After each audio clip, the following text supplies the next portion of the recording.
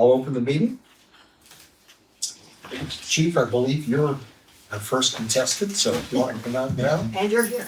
I'd like to say we've got a half hour scheduled until 4:30, roughly a half hour. I'd like to save a little bit of time to discuss the incident on Shaker Road. Yeah.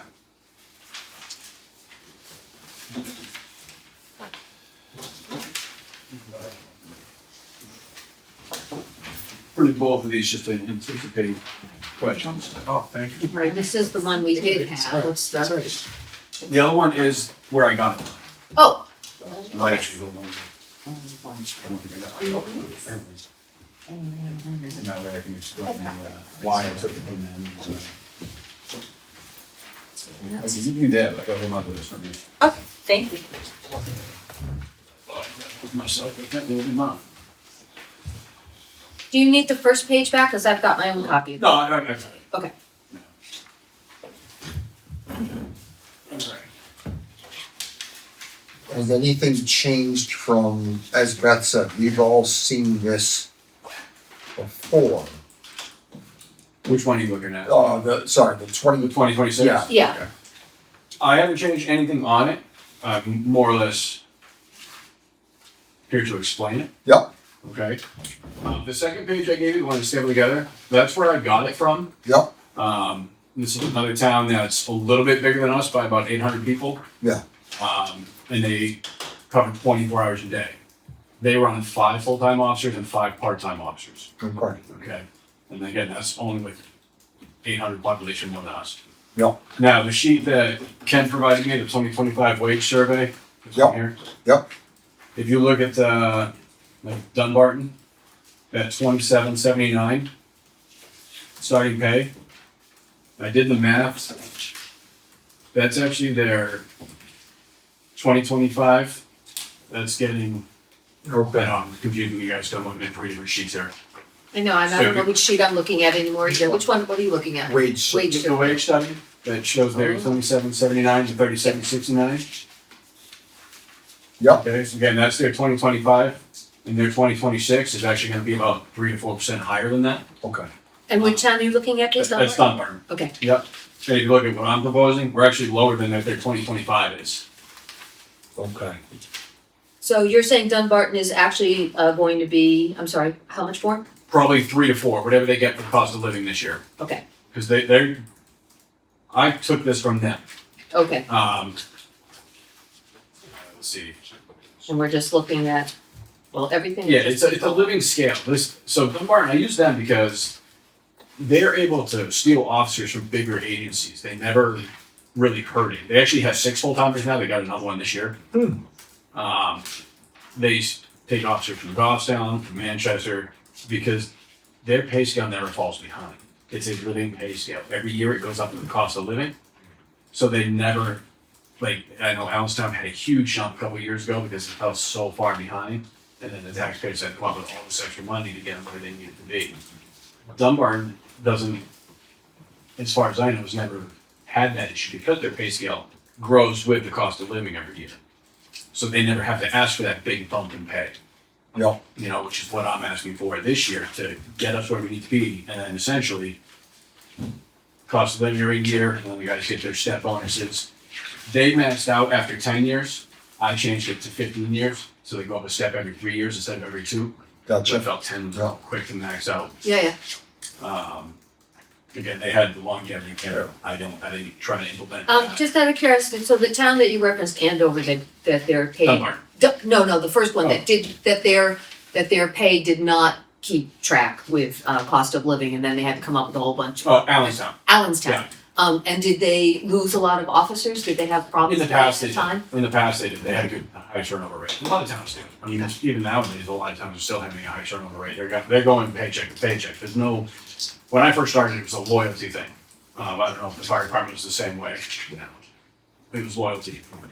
Loyalty's not there. It's they're going with money is. I don't. I don't want a guy that drives an hour to get to work. Wow. They're going to the money. There's a term poaching. Yeah, which That in should the past probably they would explain. never do that. Yeah, We would never contact an officer from out of the town and say, hey, why don't you come work for me? That's not the case anymore. It's everyone for himself, essentially. I'm going to do it to anyone around us. So we don't go after any of Loudon's officers or Boston's lab officers. But towns from a couple towns away would have no problem saying, hey, you want to come work for me? You know, when I first started, you would never do that to somebody. And that's not the case anymore because nobody's getting applicants. That's And sad. the few people that we did have, Exactly they true. didn't make it very far in our background. Huh.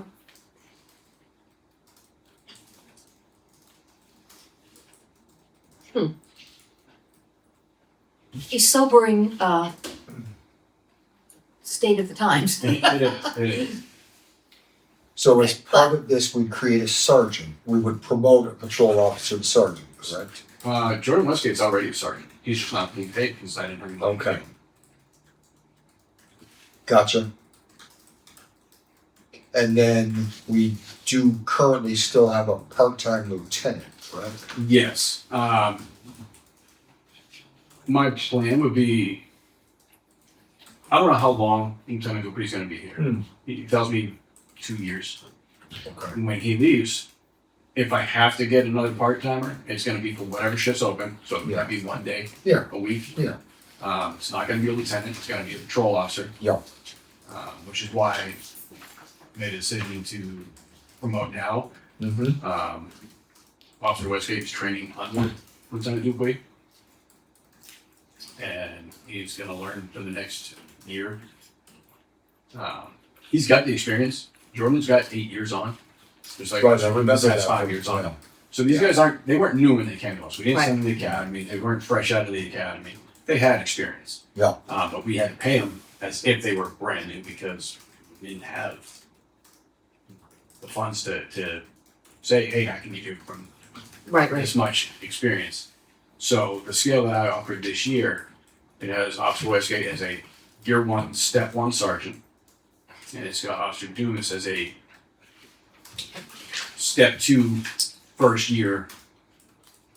I don't know if that makes sense to you guys. It does, at least to me. I'm writing this all down as if it makes sense to me, but I'll, So Officer Dumas figure it out. is in his Step 2, but the first year of Step 2. okay, So it'd be another 2 years before he goes to Step 3. So so I- step 2, first year of Patrol Officer. patrol officer, Yeah. okay. So you sort of led me to one of the questions that I had. In the future, let's say that that you're gonna hire another full-time patrol officer, and that officer comes in with, as we've seen recently, 8 years of experience, let's say. Where would you suggest that we put that officer on this scale? Let's say he has 8 years, I would put him somewhere in Step 2. Because you're not going to max him out. Like, let's say he's got 8 years. You want to give him a little bit, but not the full credit. Because let's just say they come over with 15, 16 years. I'm not going to put him in as a maxed out patrolman.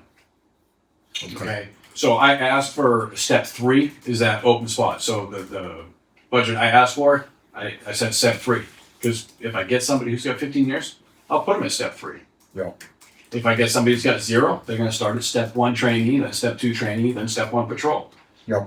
And then the following year, we'd end up getting a little bit of money back because I have those 3 filled. So I wouldn't be using it as a Step 3. So essentially that open position that we have, I requested it as a Step 3. I may not use it as a Step 3, depends what I get for applicants. Does that make But sense? step 3 is what you, That's the max I could give somebody. right, That's what I requested. okay, So when I did my budget, I totaled it together as if I had a Step 3 person there. And then if I get applicants and they have any kind of experience, I have 3 steps to play with. and budget aside for just a minute, and this may be a dumb question, but is a step 3 person who you need? Or will a step 1 sufficiently make our police force okay? Is that what you need? We could take a Step 1. It would be a longer process. So if we hired someone right now at Municipal Academy, they're not going to be on their own for at least a year. So they're really of no use to us for me, if that makes sense. And would another officer always have to be with them, so that makes it more difficult? Well, because they're going to be, 3 months, probably right now, it's 2 or 3 months before they start the academy. 3 months in the academy, then a minimum of 3 months on FTO. Okay. And I say minimum because we got to make sure they're trained. It might take longer than 3 months. Yeah. Where if I get somebody who's already certified, been working for a bit, their FTO is going to be modified.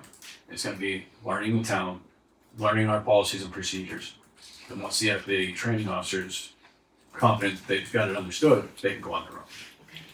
Thank you for explaining. Everybody else probably knows this, but thank you. That's all right, yeah, that's why we're here. Huh. Couple more questions from me, so, did you, I think at one point there was a job description or position description for sergeant. Mhm. That position went dormant for quite a while, and it's recently been reinstated, let's say. Same job description, or have you drafted a new one? It's the same job description. Yeah, So so let's say Officer Doom gets a report, it's going to Sergeant Westgate to review. Yeah. And then it's going to Chris to Yeah. make sure he did it right. Yeah. But same description. yeah. And assuming Chris departs at some point, what's your intention with a lieutenant rank? So the lieutenant rank here was given to Mike Crockwell, I remember. more or less a courtesy because he had 35 years experience Yeah. and it was just there. Yeah. Chief LeBrec kind of created it. That position will essentially be there for, let's just say, I stuck around for 30 years. It's something for the sergeant who's going to now be there for 30 years. Yeah. So more of a recognition. Hey, you've been here 20 years in sergeant. We're going to make you a lieutenant. It's not necessarily a raise. It's more of a recognition. It's the same job. The sergeant, lieutenant, in a small PD is the same job. Yeah. Okay, so it wouldn't necessarily be a raise, and if it was, that's something you guys will decide. Yeah. On my end, it's more of a recognition. Yeah. Okay, because it's literally the same exact job. They're supervising, they're doing reports, possibly disciplinary. Yeah. But normally I'm gonna do the disciplinary. And this may be a Ken question. The raise in the officer wages, it looks like 17.2% for the coming year, correct? Does that reflect Officer Westgate at the sergeant's rate?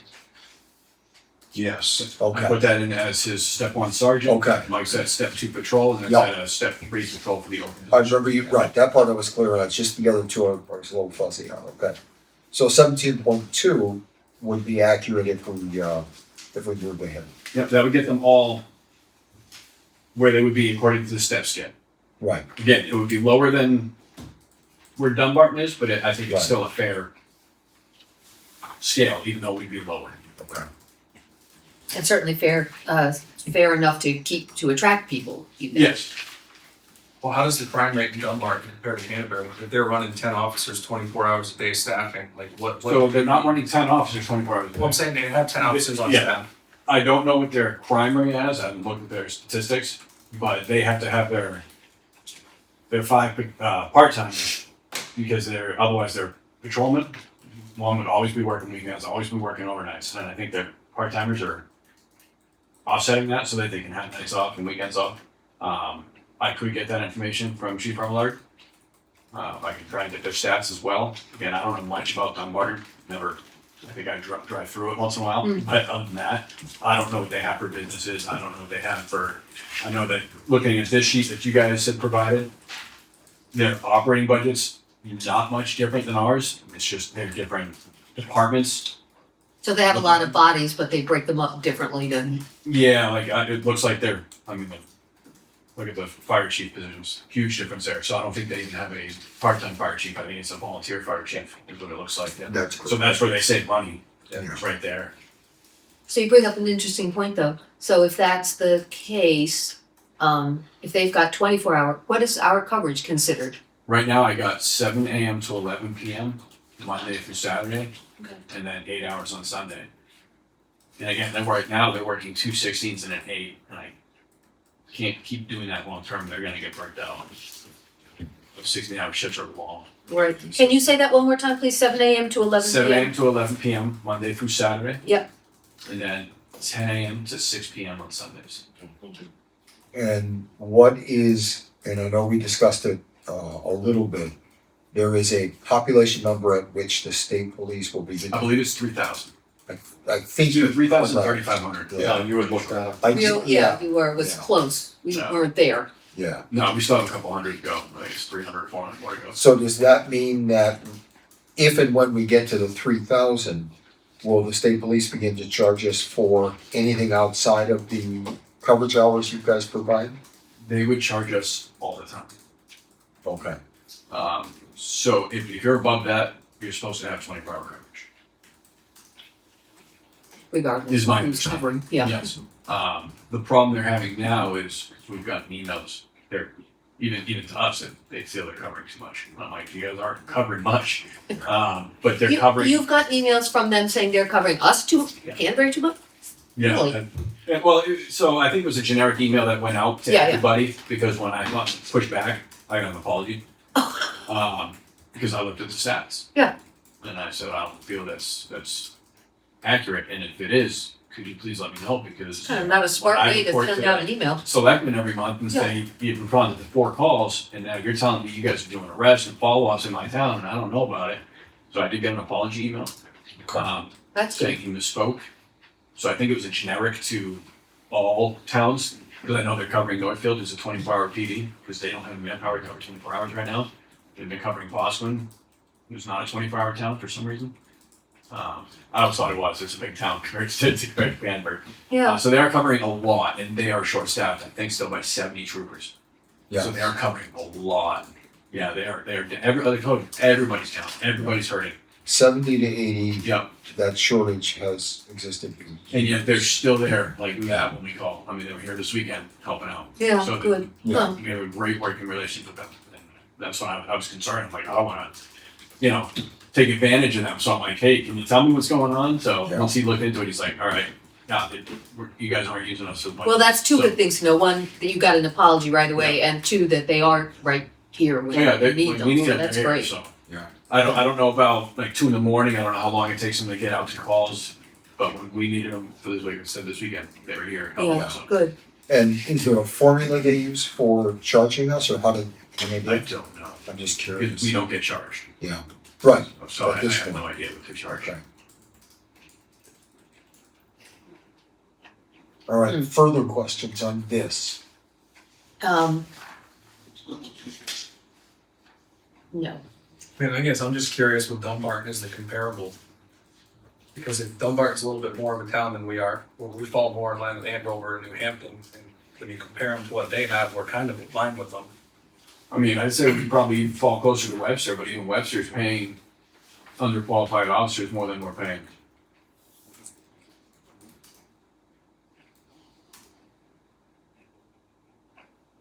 I mean, on that line, then if a sergeant does the same as a lieutenant, then why don't we carry both? Why don't we just have 2 patrolmen and a sergeant, or 2 patrolmen and a lieutenant?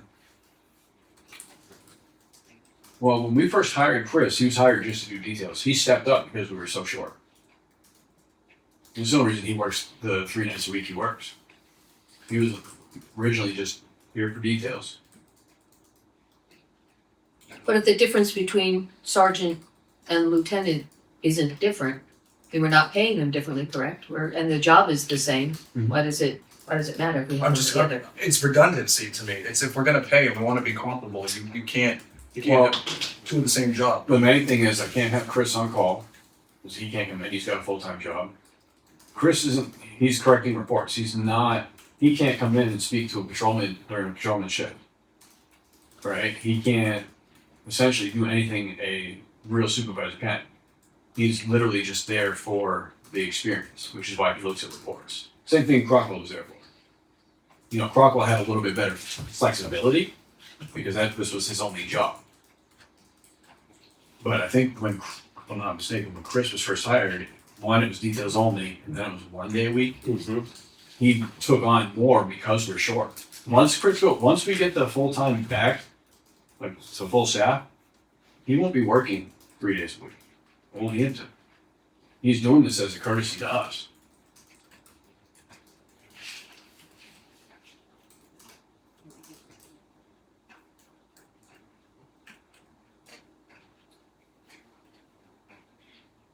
Further questions on this? I'm slightly bamboozled, but no. I get what you're saying. I think I've got the gist of it. So Chris is filling shifts right now. Once we have full staff, he won't be filling shifts. Okay. I think there'll be one shift a week. I guess I'm not concerned why you're worried about sergeant versus lieutenant if they're basically the same and the title. I get what he's saying. No, I'm saying, I get what We he's end saying. up hiring a step 3, right? Coming in at $72,000 a year.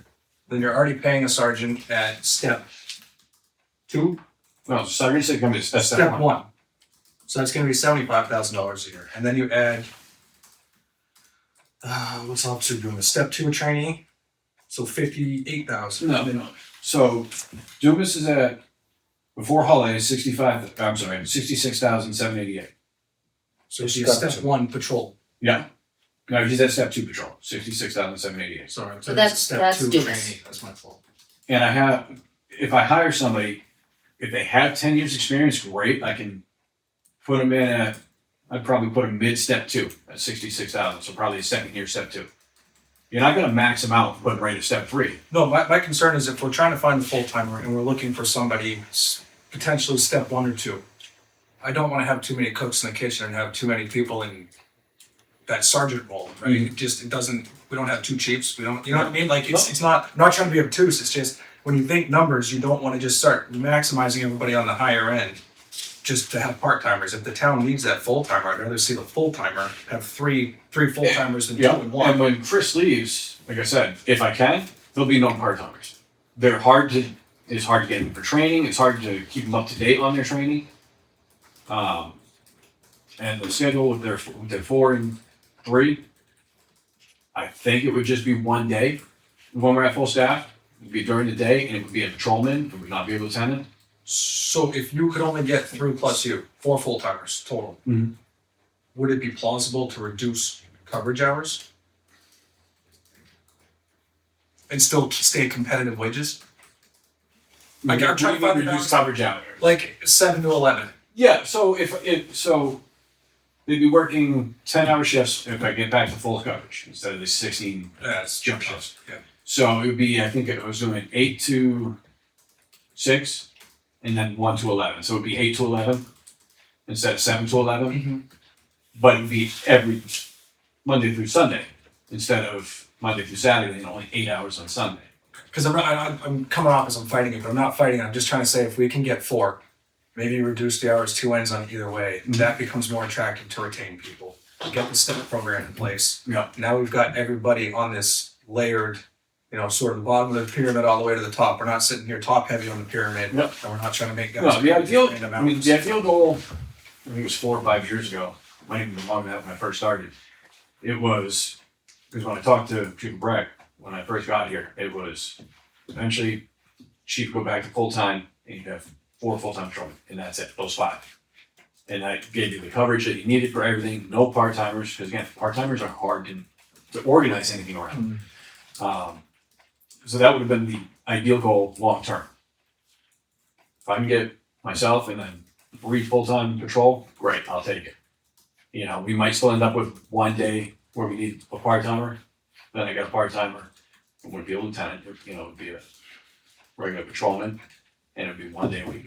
I'd like to not do that, but if I have to, I have to. I think quite frankly, the reality of the situation is you're going to get who you get, no matter Well, who you want. Yes, you're So right. we can ask for anything we want, and I think there's enough, it seems like there's enough choices here, enough leeway, and I can't certainly tell you how to organize your Right. department, you know that, and the coverage that the town requires, so, I mean, it's like it is right now, like tomorrow, I'm the only one working tomorrow. Period.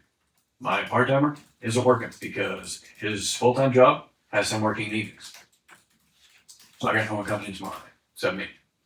So I am working all day and all night. That's why I don't like part-timers. You can't rely on them. And it's nothing against Chris. Love Chris, he's smart, he's very helpful. But his part-time job, his full-time job has to come first, and I get that. And again, like I said, we had this discussion years ago, which is why when we talked about it, it was a chief, 4 officers, or a supervisor, and 3 officers would be ideal, because then when people Yeah. take time off, you have the manpower, you Yeah. can deal with it. And ideal is great, but none of these hiring situations seem ideal No, no, anywhere across the no, board. So this seems like it makes a sensible plan for trying to get somebody, and it certainly gives a This will better definitely opportunity for the retain- person that you need. yeah, this will definitely retain and hopefully lure some applicants to come in, Yeah. some good applicants. Yeah. All right, we got like 4 minutes. Yeah. So, What other question? well, quick question for me, as we look to cut items from the budget, because we got a ways to go. Can you live for 2026 without a new vehicle? If it comes to that. Yeah, if it comes to that, we can drop that to just the one. I don't want it to come as a shock, because No. that's one of the things I intend to discuss. Yep. So, We'll keep the vehicle till they got 300,000 miles on it, if that's what you guys want. well, it isn't necessarily. Take the manpower Yeah. over the vehicle. I'd rather keep the people than, Yes, we've got some tough choices. yeah. Okay, why don't we talk about Shaker Road? Okay. Just a quick synopsis, if you would have got into it. We've So, got that, which I think we've all you seen. guys all see the, Yeah, okay. yeah. So we got the call, I think it was around 5:30. 1708. Yeah, all right, so 5 o'clock? You want this? Yeah. Better bring myself. Oh, sorry, okay. So we got the call at 5:08. Officer Dumas responded there, and they were told that they have an adult male with autism who walked off the property. Okay, again, it's not an issue, it's a volunteer facility. He was last seen at 3:30. And that was the initial, or I mean, he was noticed missing at 4:30, but last seen at 3:30. Didn't know where he went, believed he went in the woods. Now, I don't know if you guys are familiar with that facility, but it's surrounded by woods, so they can give us a direction to travel. When the fire department got there, first he was told that he was only there a day, I think. Yeah, he was just, he had come in the day before. Yeah, arrived at the facility previous day, was not familiar with the area. Staff later reported to Canterbury Fire Department that he arrived 6 days ago. That he was autistic and had suicidal tendencies, including making suicidal comments the previous day. I have my own personal thoughts on that, that somebody makes those kind of thoughts, they should be watched quite close. Anyway, they first stated his parents told that he was known to walk into the woods when he wanted to harm himself. Obviously it was cold out. Yep. Dispatch put out a be on the lookout for him. That was put out approximately 40 minutes after Officer Dumas got there, which is relatively quick once he's getting that thing going. I spoke to him on the phone, had him contact Fish and Game, but because they didn't know where he went, Fish and Game went, no. Okay. Just because we had absolutely no direction travel, nobody saw where he went. So again, State Police came out, Loudon PD was there, Pembroke PD came out with a drone. Oh, wait, could you back up a second? Yeah. So Fishing Game, this says they wouldn't respond because they didn't know if they'd gone into the woods. That's not exactly correct. It's they didn't know what direction into the Well, woods it's, they'd gone, no, correct? they didn't know if he went in the woods or not. Oh, okay. So Fish and Game's not gonna come looking for somebody that possibly would walk down the road. Okay, see, You're right. Dispatch connected Dumas with State Police. State Police came out with a K-9. Loudon PD came out, was checking 106 in Asby Road. Canterbury Fire came to the scene. Pembroke Police, Officer Barlow, I think he was the one that helped us with the drone last time we needed it. Yep. Let's see, 712. The troopers began their canine track on the east side of the building.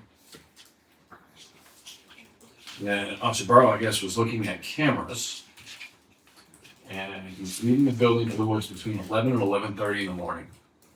Which is not what the staff has told us at this point. So we figured, the officers had to figure that out themselves. So basically, he left 5 or 6 hours before they notified him. Actually, 6 hours before we were notified, and 11:30, 4 hours before they even told us that they said he left. So the information just wasn't accurate and everything. Wouldn't have changed the outcome. We still would have done the same thing we did, but it, Yeah. you know, this person's been out in there in the cold. and we were able to figure out what direction he was traveling by that camera. Yep. Now, I don't know if they had to wait for somebody to get there to look at these cameras or what, but. So K9 was not able to locate him. Troop D commander arrived on scene with another drone coming to replace the one that was here. Canterbury Fire searched the trails with their ATV, negative results. 2,300 hours, which I'm sorry, 11 p.m. Canterbury Fire departed the scene. State police continued to search for Samuel along Shaker Road in Asby, 2335. Fire advised that they found him walking along Asby Road. So currently he walks straight through the woods to 106, down and back up. Gotcha. So did Canterbury Fire Department come back? I'm assuming they brought him back because they were leaving and happened to just check and found him. Understood. My understanding. Okay. This is my biggest problem with the whole thing. It's one, the misinformation. Flat out call it lying, I guess. They obviously didn't see him at 3:30 if he left at 11:30. That information is kind of important to be passed on to us. Like, There's a lot of this that isn't. yeah, it's he had suicidal tendencies the day before. Like, I don't know what their policies are. I don't know if I know when I worked in a facility that had suicidal people, you had a 15-minute log that had to be checked every 15 minutes in individual. Again, don't know what their policies are. Yeah. Maybe they should have some kind of policies. When somebody's got suicidal tendencies, that they should be transported to a hospital or checked every 15 minutes. I don't know what the town can do anything about. Could this Wasn't there similar incidents in the recent past? We've had quite a few calls of people walking away. Yeah. Well, that's what, I mean, you say, right up front, it's a volunteer facility, which sounds, I don't exactly know what that means, but if somebody can just walk away, I mean, what's to say everybody did their searching, he came back, he was cold, he was wet, he goes back in, everybody leaves, half an hour later he walks away again. I mean, if that's possible, It is possible. none of And this makes sense. The only reason we got involved looking for this person is because they're autistic and they made suicidal tendencies. Had those two factors not been there, we would have said, sorry, there's nothing we can do. This is a volunteer facility. He's an adult. He chose to leave. Yeah. It was those two factors is what made us get involved and start searching for this person. I think the thing that bothers me more than anything else is that the residents no longer feel safe Yeah. in their own homes or to even let their children go play in their own yards. Yeah. And that's just unacceptable. Now, my question is, did the residents get notified or did they find out because, Apparently, some residents, like, absolutely abutting did, Mhm. but like the next house down, where a person was actually found, were not.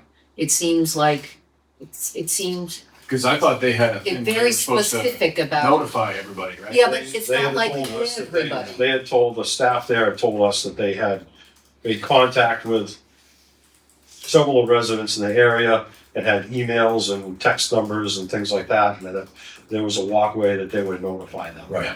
Some of the residents who were I talked to yesterday in the area didn't know, Right. so, Just to keep things yeah, moving yeah, along a yeah, little yeah, bit. let's go. The chief put some statistics together from 2017. They had 9 calls for service there, the police department did. Yeah.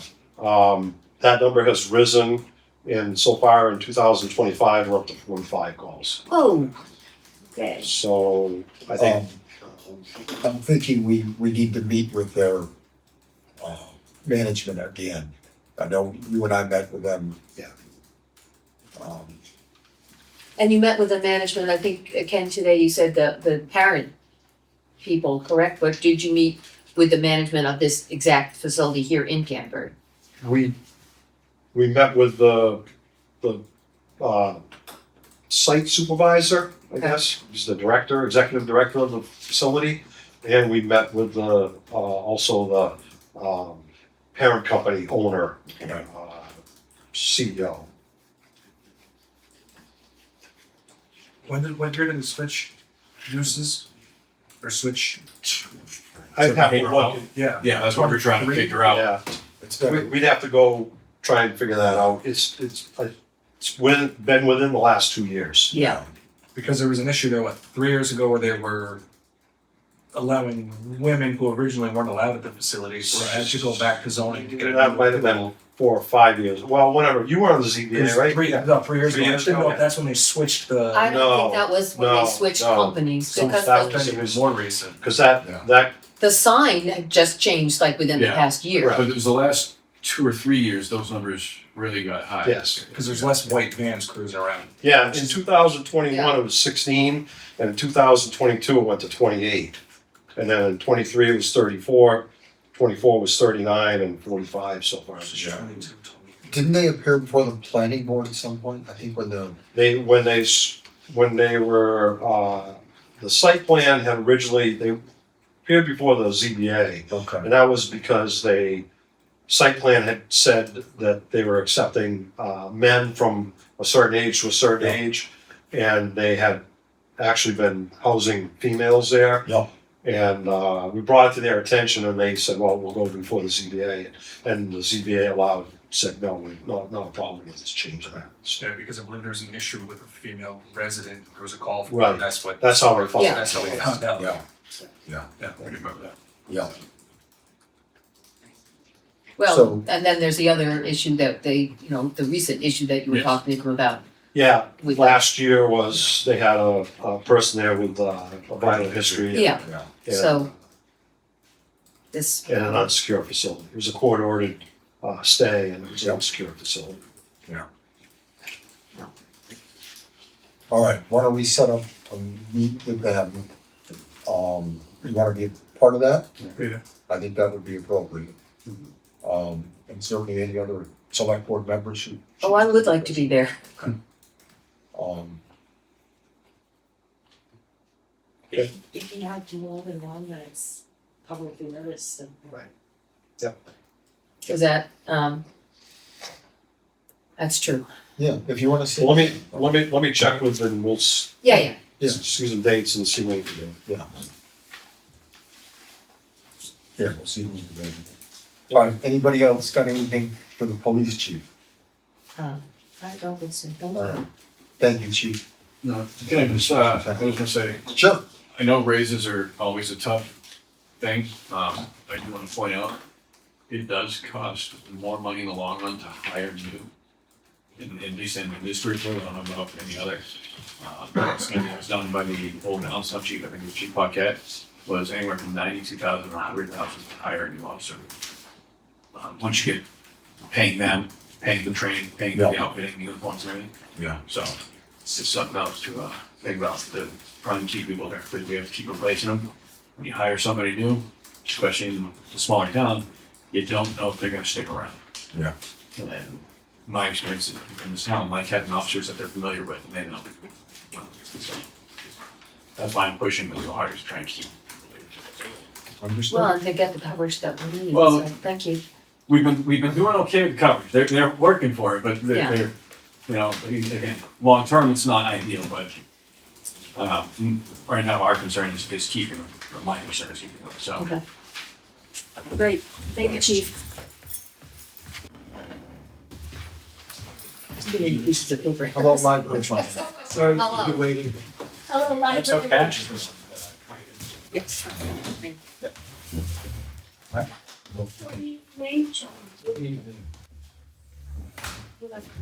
That these pieces of paper you have. Remember, you know what, I sent it to my other printer and I printed it. But thank you. Thank you.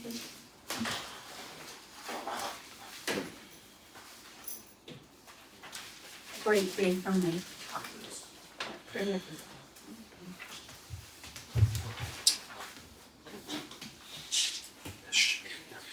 Just wanna make sure I have the right stuff. I'm not sure which right stuff. I know, that's, yeah. Okay, let me update it right now and give you the new total. Sure. I changed it, I reduced one, but I didn't, There it is. I started it just, Rachel, does this look current? That looks correct. Okay, 2026 wage proposal. That's not. Can you put That was in our, that? no, of course Oh, is that in our packet? it was in my packet. Oh, Leave it here. hold on, I didn't even look at my packet. No, it's not in.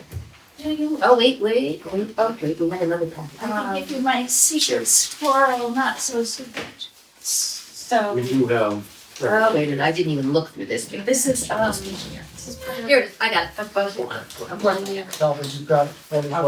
Okay. So I just, everything. Started for a year. Just pointed out that I had an error. So this is 800, not 8,000. So I will. So select board on your Yes? budget copies that I just gave you. Yep. On page 11. Yep. It says, like, 4550.4. Yep. it says 8,000 for the 2026 budget, that should be 800. Oh. Yep. Okay, same as 2025. Yes, and so that changes the increase from 9.7 to 6.9. Thank you. And the overall, well, that other one isn't very useful, so. Doesn't matter. But yeah, the 9.7 is 6.9. Yeah, okay. Very good, that helps. That helps. Yep. Sorry about that. Nope, good catch. Was the third one? Better now than at town meeting. Oh, and this is the first time I'm seeing health insurance, retirement, so we don't have those, so you haven't seen those, okay. Yeah, and that, retirement is out.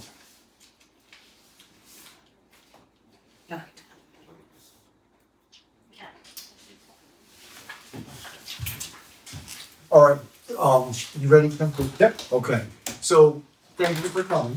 First of all, we appreciate your time and thank you for sitting through that synopsis of all the stuff that happened in town over the weekend. Apologies, but it was important to cover it, so. Absolutely. So, as I think you heard a little bit, we're at the point now, where we're looking for dollars. I think we started about a 9% tax increase for the residents, 8 point something. And we're obviously looking to improve on that for all our sakes, for all the Canterbury residents. So I just thought we'd come in and talk, Sure. for right now. The one bit of good news is 9.7 is now 6.9, so. That's a pretty good bit of news. Yeah. The wage increases, my understanding is the trustees have agreed to fund those sort of in perpetuity. Or as far out as you can project that, yes. Yeah, I wouldn't say in perpetuity. Okay, that's kind of why I let it talk. Yeah. So,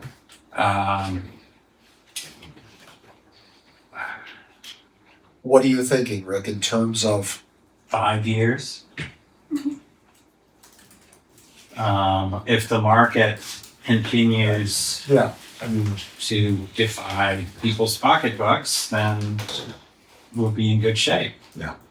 So, It just was as important to them for all sorts of personnel reasons, right? To make sure that a fair wage was achieved finally. yeah, I know we've talked about that in the past. yeah, I heard the chief and, it's the same thing. And we have great people.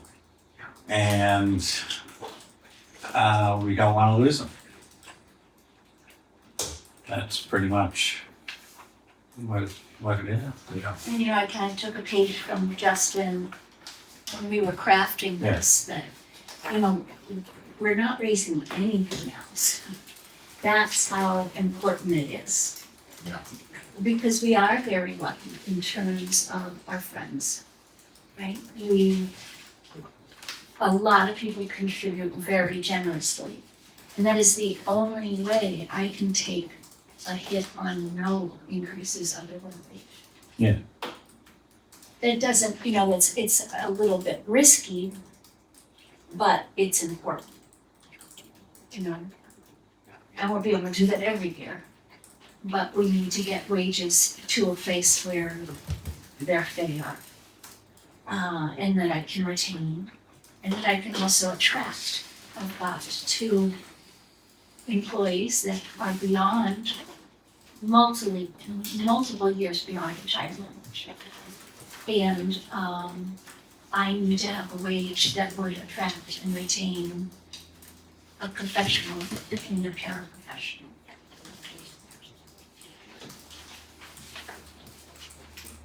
Do you think this year's raises puts you where you want to be in terms of sort of like a base, I guess I'll call it? And COLA's moving forward, I mean, it's difficult to predict, but Yeah. is that sort of?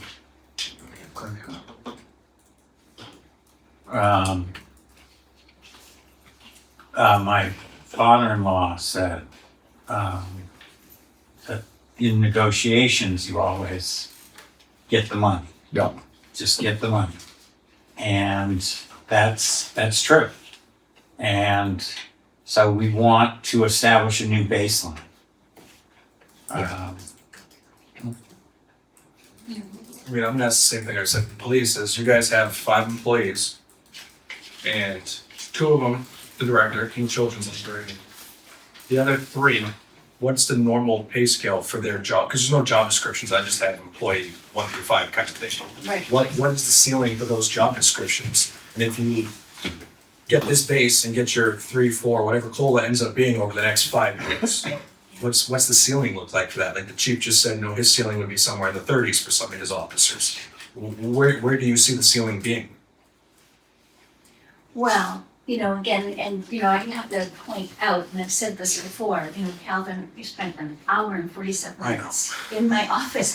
No, we did, hour and 47 minutes looking through the state statistics, and these wages are comparable. That's kind of a side effect of me being the president of the New Hampshire Library Association, is I became aware of what other library professionals were getting paid.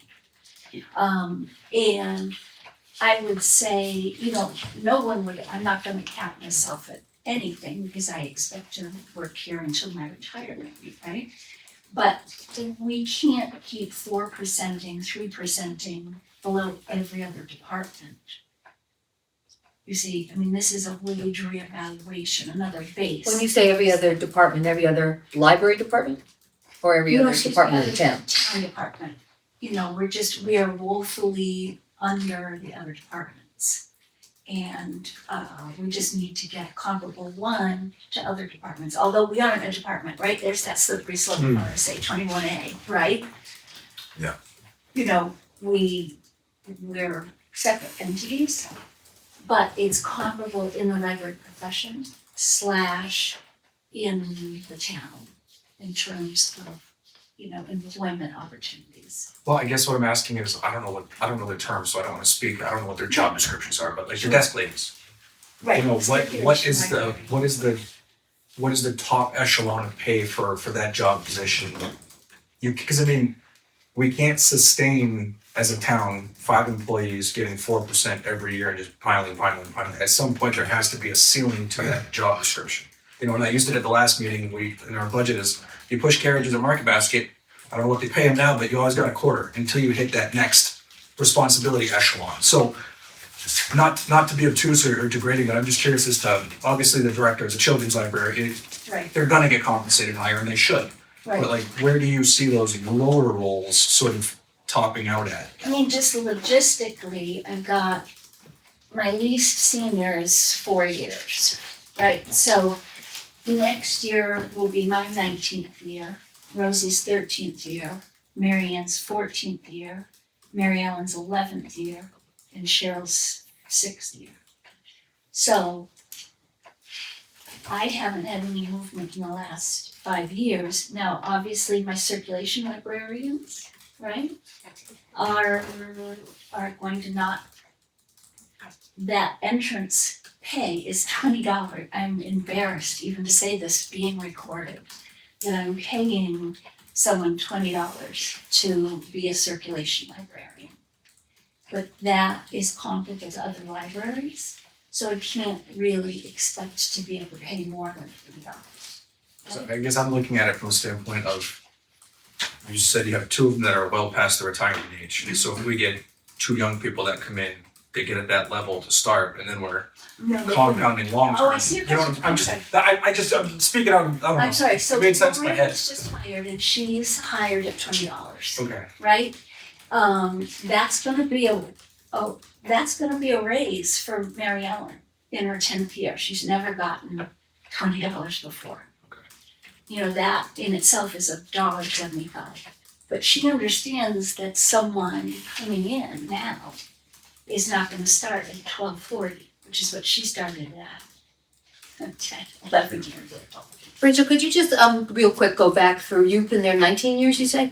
In 26, I'll be there 19 years. And Rose, 13, Mary Ann, 14, and Mary Ellen 11, and Cheryl 6? Correct. And Lauren just this year. just started. Thank you. So, you know, when we, you know, look at, in terms of other departments, I'm very proud of my staff. I'm also very proud that they've stayed. And it's quite impressive, I think, on behalf of my staff. And the support of my trustees as well, that it's a good place to work, that they've stayed there that long. At the prices that, at the wages they've been paid. I just think it's very fair to compensate their longevity.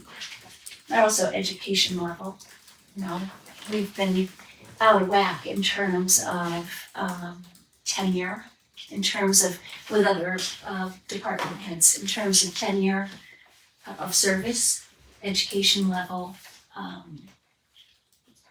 professional capabilities. So I'd like to get it more aligned with other departments. But within the library world, Yes, you're comparable. we will be with this proposal.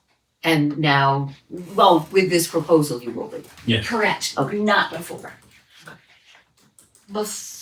Where we are now is fairly embarrassing.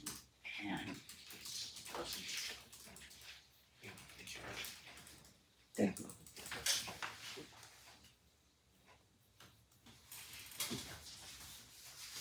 And that's why, you know, there was a big gulp, I think, the trustees for, you know, they're taking on, was because when the library puts through wage increases, you know, they also come with money behind it. Yeah. You know, Yeah, the trustees believe so strongly in this that we're willing to. you know, they're lining Where our up. mouth is. They're incurring the 50% increase on their contribution. And that's meaningful towards the staff. do you intend to retain the same amount of staff as people retire or leave? Like, is your goal to keep 6 employees from here on out? I wouldn't say, because I only have, you know, one of my staff members is 5.5. working 13, you know. Yeah. You know, Lauren is working 5 hours. You know, Mary Ann is working 13 hours, Mary Ellen is working 12 hours, right? So that all told doesn't even come up as a full-time. No, I guess I'm trying to think, you know, Rick mentioned potentially 5 years to be able to fund, out of the trust fund, the wages. 5 years of 4% COLA compounding, then the trust can't fund it anymore. I'm just trying to figure out what the burden on the town would be if we've got 5 years, all these compounded with 5 employees. You know what I mean? I'm just trying to figure out what the long-term effect would be if that trust No, washes out. I guess I hadn't, I think about forecasting because a good administrator thinks 5 years ahead all the time, right? I don't wanna think about the time that Mary Ann and Mary Ellen aren't there. But that would probably be, you know, we're real lucky to have 3 part-time. Well, don't think about Mary Ellen, think about the bodies you need to run your library. Right, and it will probably, it's hard to ask someone to work 12 hours a week. A lot of people won't, in this economy, they can't work those type of hours. You know what I mean? So I'm really lucky that I have 3 people willing to work a few hours. Well, I guess I'm saying, does Mary Ann and Mary Ellen turn into one full-timer as 2 part-timers? They would probably have to, so that's why I keep that $20 base rate. A new person, depending on their role. So say, if Yeah, depending on qualifications and education level.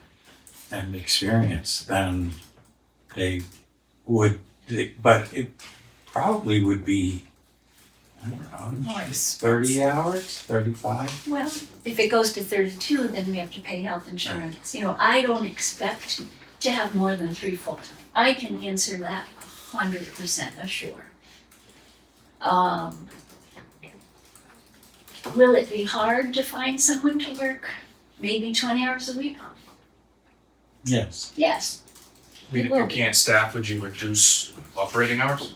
Change times that are open? You can see by the statistics, we served 18,846 patrons, unique patrons. 385 programs. That is very hard to sustain. And I don't think this town would appreciate an increase of service hours. Having said that, our library is open more than most libraries in the area.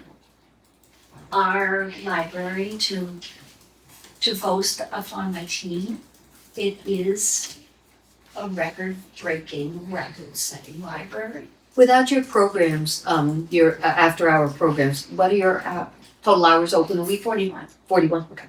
So, a I should lot know of that. libraries are 38. I don't know where we would cut that. We used to be open till 8. I mean, pre-COVID, we were open till 8, 4 nights a week. Yeah. We can't afford that. We can't do that. If anything, we would share a night hour, but I hate to get into that disparity because then those are people returning from work. I can't just have day hours, I can't just have night hours. So that's not an option now. But if I can't find staff, that's probably something I'd have to do. Is the library profession growing? Still, obviously naive, it is a growing profession. Absolutely. Yeah, absolutely.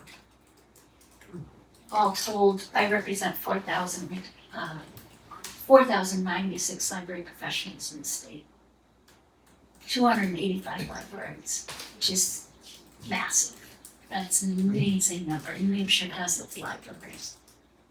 And comparable to towns our size, you guys have more programming, more hours of availability. I would say that there are those libraries that stand out. Well, being the president, I know there are those libraries that stand out, but the statistics show that, your libraries with a similar town to Canterbury, they're doing a lot of there are programs I can't. I have a program budget which is not moving up at all of $2,500 total. That's 386 programs. If I didn't have friends paying for 80% of those programs, keep in mind that this budget is presented in a way that it goes along with a lot of contributions. Yeah, we review contributions every meeting, and the town is just so generous. And that's the only way we can take zero on everything, Yeah. except electricity, which, Well, and that generosity is something you've grown to rely on and probably can continue to rely on absolutely, in this town. Yeah. So that's a good, and that's an important part of the equation. It is, and it thus feeds the trust. I mean, that's where that money goes into. We have unrestricted and restricted gifts.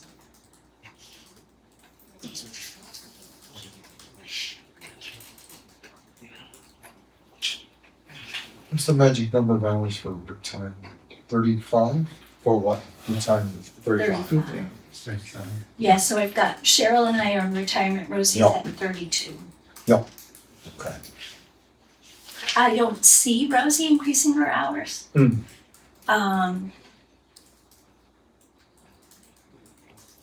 You know, I worked really hard to get 3 full-time, just because I wasn't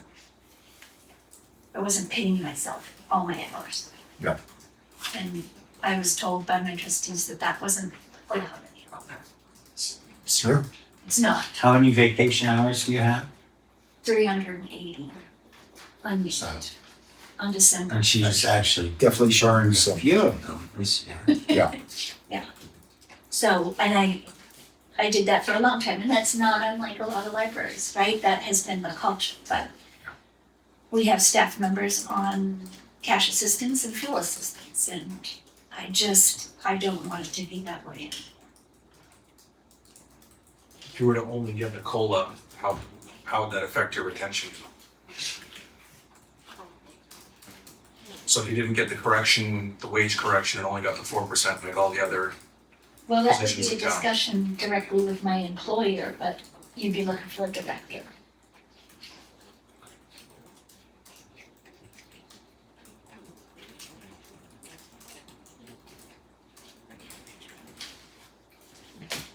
Any further questions? they asked them all. Okay. That's a few. That? I think Calvin did. No, I'm good. There's another whole bunch of numbers here to look at that's Yeah. hard to look at and discuss at the same time. But, Well, we're happy to come back. That's true. It really is helpful and Really useful to. helpful. So, When Ken and Beth and Rick and I met, you know, this was the same budget that I submitted in September. So we're happy to present this bureau of the. all right.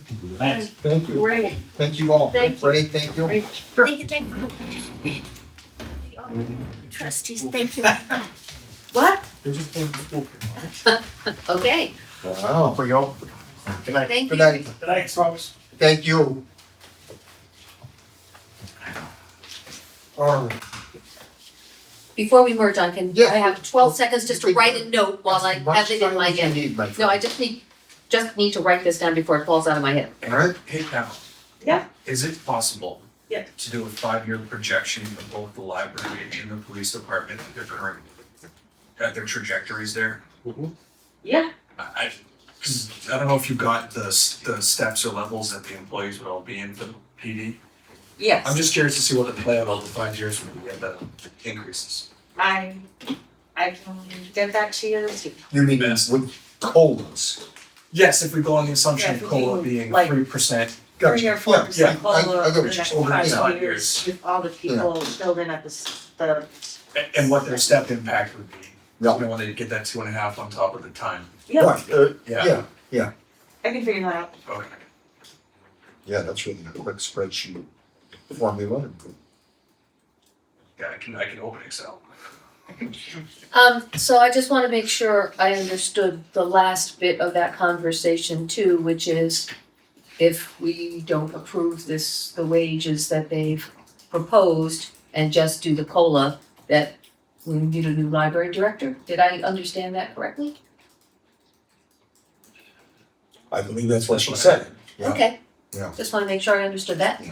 But as I understand the RSA, it is not the select board's purview to do raises. Hmm.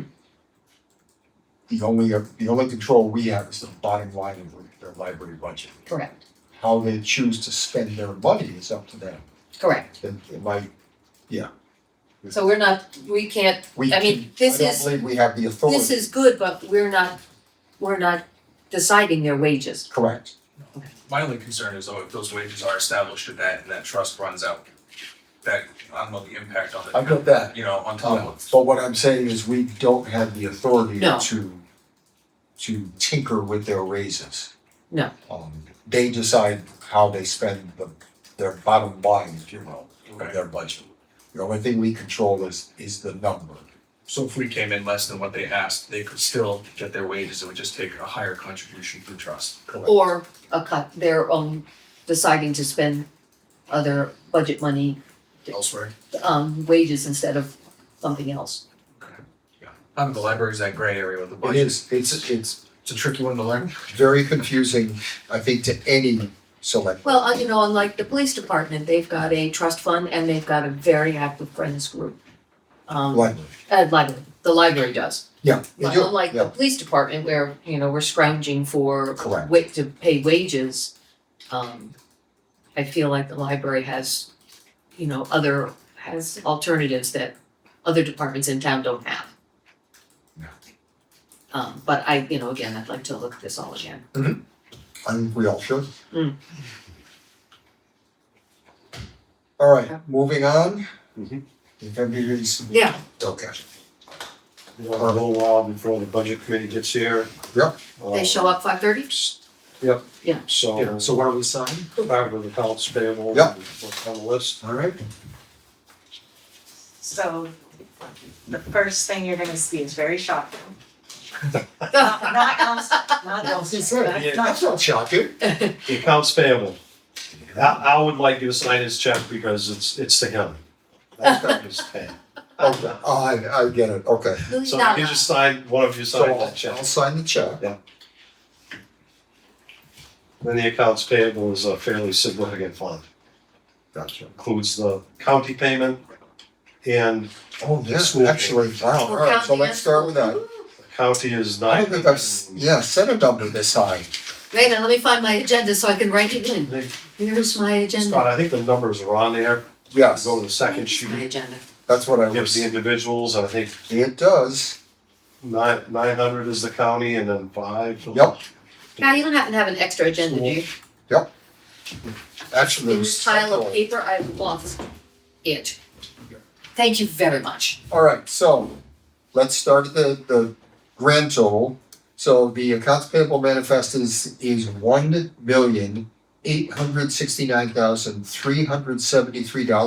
$1,869,373.12. So looking for a motion. I motion to pay that, I'll yes. second. All those in favor? Aye. Aye. And just so everyone knows, the highlights are Merrimack County, $910,374. 910,000, what? That is correct, $910,374. Yep, Shaker School District, $535,915. yep, Pike Industries, $296,979.23. It's paving. yep, Those are the three by far yeah. biggest items. Yeah, the Merrimack County will. All right, so I'll toss that down for signature. I've already signed Al's check.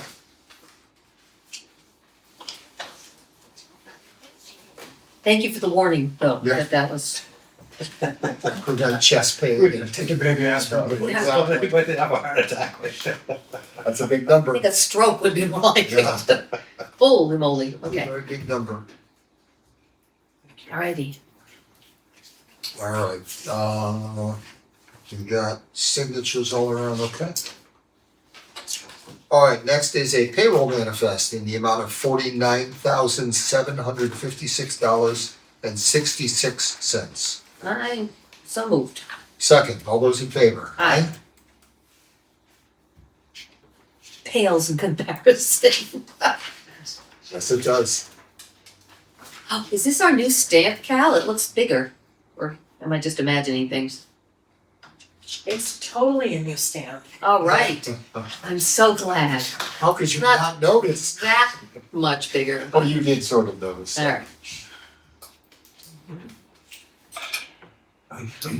You do know I was joking, right? Yes, I do. Okay, just, I'm still squishing my name in there. You can use my line too. That's it. All right. Loan agreement. This is for the bond agreement for For the fire the fire engine. engine. Yep, so this is a loan agreement in the amount of $490,000.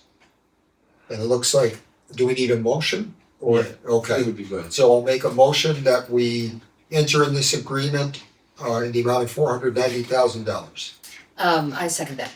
All those in favor? Aye. Aye. For the new fire engine to be delivered in twenty And it looks like twenty-seven? No, 26. 26. Oh, this is 2026, okay. Next year, right? Well, They're Yeah. saying May or June. right. Which means September. Means just in time for the 4th of July parade. Maybe, actually. Ooh, that would be a good way Yeah, to, that would be nice. All right, so I think I'm the only one that needed to sign. Do either of you want to look at this? As long as they're here. Oh, Except you didn't sign. And you didn't sign. Oh, hold on. Hold on, there's this one, This is- remember? This is the document where you need to be very careful to sign within the lines and on the right lines. Right, yeah, Oh, yeah. Um, They're very specific on where to sign. it's only Scott that's gonna have to Okay. sign. you already missed one. Sticky notes are pretty close together. Yeah. Alright, they are. Yeah, it's 4 copies of each Alright. document. There's 2 Oh. documents. Hold there's on, another hold one on. there too. Take them in order. I just like to pull. But you made it sound like there was like a box, a special box. All right, so 1, 2, 3.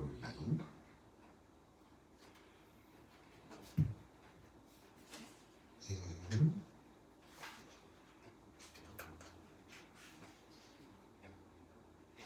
yeah, four signatures. Whew. Nobody else signs. No, that's all, I already checked, It's your make sure you face. signed everything. Sorry. Hold on. Just. Alright. Sorry. No, that's all right, there's nothing else I need to look at. You just make sure that everything's copacetic. Cause I think we need. Sam signs the other one. Yeah, Sorry. That's why I got confused. Okay, Sam no, that's signs fine. the other thing. That's fine. Do you need to look at any of this? All right, Alright, before something happens. Back yeah, at before somebody else tries to sign it, you. All right. enough to know it's 490,000. Right. Yikes. All right, next on the agenda is a notice of intent to cut water timber for map 248, lot 1. Okay, I don't think we need a motion, I think we just sign. right. was that, if we can, while you're signing, the bond that we signed for the fire engine, is that the one that we had the discussion over whether it was gonna be 10 or 15 years? That's it. Okay, we went with the 10. 10, yeah. It saves us money. Yes, it does.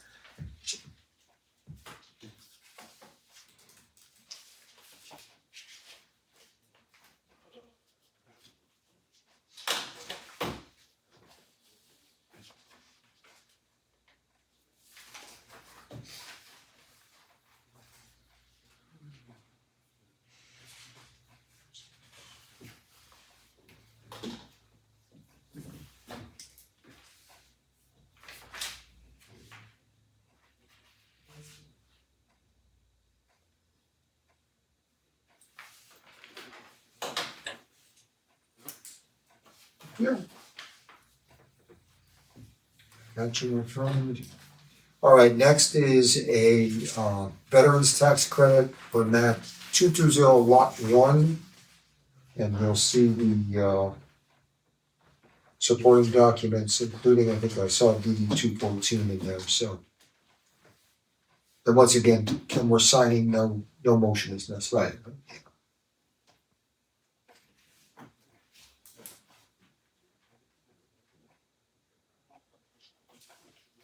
Looks like, There's 2. yeah, I was gonna say, I almost missed the blue tag.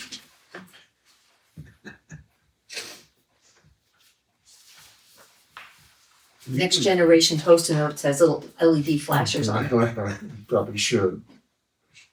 Is a veteran's tax credit automatic with the DD 214, or can you deny them as a municipality?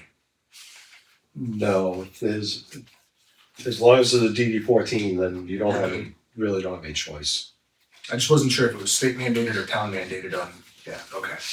Well, the town mandated it at town meeting to give the credit, and if all the paperwork, all the correct paperwork is filed, then automatically is, it's more or less a formality if you guys decide it, but that's, I was just curious about it. yeah, and Mandy makes sure that all the paperwork is correct before it comes to you guys.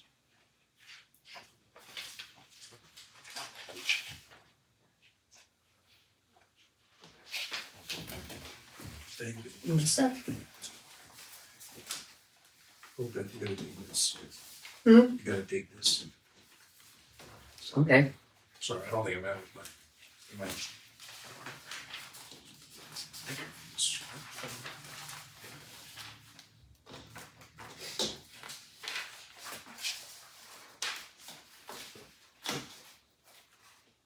Oh, I should check, at some point, Ruth called me right before I left the house, so I wanna make sure. See what her message was. In case there's something about the energy committee, with heat, I should say. Yeah, they're supposed to come in Front page. Yeah. 6:30. Yeah, let me see what she said. If it's all right for me to check, just to make sure we don't have an update.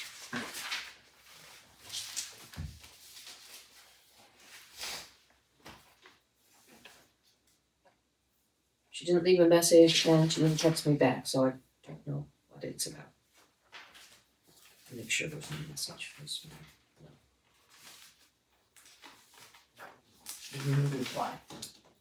All right, next item is a tax collector's property tax supplement warrant for the covered monthly meeting of the Religious Society of Friends, 11 Oxbow Pond Road. I'm not sure I've ever heard of a firmed tax supplement warrant.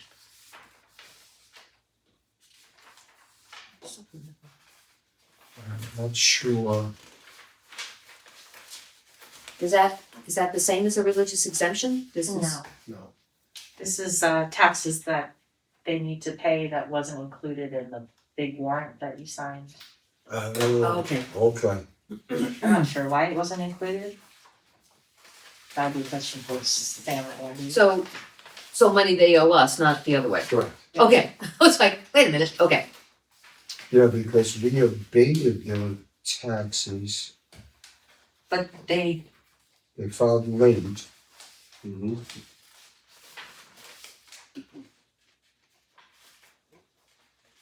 I guess I'm confused as well.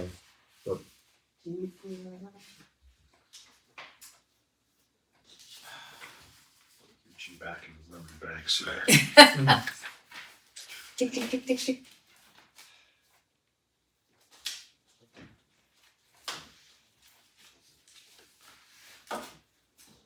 I don't know. I know the last time that Mandy assessed it, they have a commercial solar PV system Okay. on their building, Okay, which Mandy had to assess it at a commercial rate because it's not owned by them. They basically let this company use their building to put solar panels on. I don't know if it has anything to do with that. Okay. if Ruth is coming tonight, you can always ask as a member and I think she would probably know Yeah. if we wanna.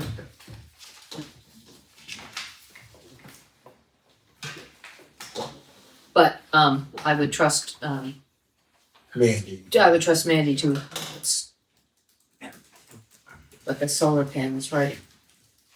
And again, I don't know if it has anything to do with that or not. Right, it seems as though it may have just been an oversight. It sounds what, that's what it sounds like to me.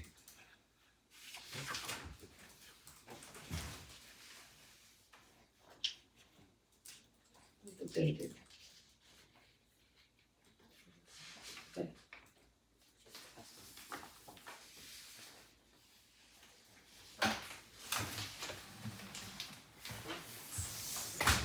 Hey, dang.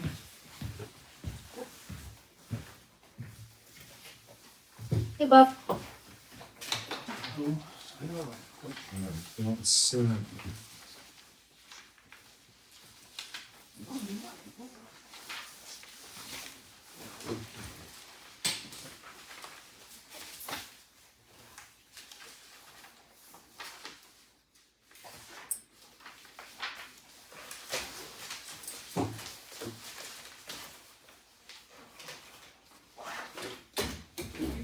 Thank you. All right, next item is the 2025 Municipal Assessment Data Certificate. And I guess, I don't know if probably Ken, the highlighting in the note on the first page of the document, not sure which is accurate. Yeah, so that's the numbers came from DRA. According to Mandy, she didn't feel they were accurate. She's been trying to contact them but they haven't responded to her. So, but the certificate has a timeline to be signed on it, so you want to send it in and then try and Fix make the, sure that yeah. everything's okay. How much more on the timeline is there? I would assume not much if we're signing it tonight. I don't know what the Right. deadline is. December 15th. Okay. So Mandy will track that down. Mhm. I have faith in her Yes. doing that.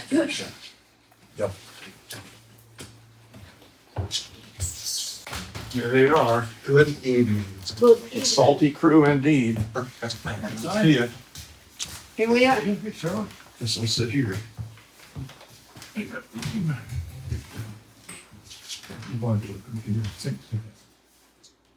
Yeah. This an apple? Yeah. David. Used to be, yeah, now it's no, no. I was using that no using it for years. Just following the day. I think this one's $500. They may be so bold, what is the mosaic equalization system? I don't. Never ends. One moment while I write that down. You can Future research and call the assessor on Wednesday and ask her. then pass it on to the rest of us. Okay. We'll all be educated. No, I'm gonna Mandy it. Not Google it, because you just told me Google is not reliable, Can't trust them. except about Palm Claws. Okay. Mosaic. If I had to guess, it could be the thing that she's been complaining about, that they changed. That's right. And everything is wrong Yeah. and Yeah, the help that's why desk it's stuff is highlighted, wrong. yeah. That could be Oh. what's wrong. Yeah, they've changed a bunch of forms and formats Oh, jeez. and, And their website is all messed up and it like automatically inputs data that's wrong and so Yeah. just to fix it like I She's great, that's helpful. He's got no thumbs. So what if you're not as careful as Mandy about checking things? You just, In fact, This is why we're grateful for Mandy. yeah, exactly. and you all. Right. Ken, on this last document, those searches, are Yes. we authorizing you to, that is for Sam. Yep. Public He- Wi-Fi? when he researches, deeds and properties, he uses Sanders. Yeah. They're independent research and, so we're just signing yes. below 1, 2, 3? Oh. Yes. Okay. And we EOS? we've been using it for several years. Okay. All right, so this, Thank as you. Ken just explained, Yeah. it's an agreement with Sanders Searches for, I believe, the Deed next, research. year. Because you already have. Looks like. It's a year, yeah. All right. Yay.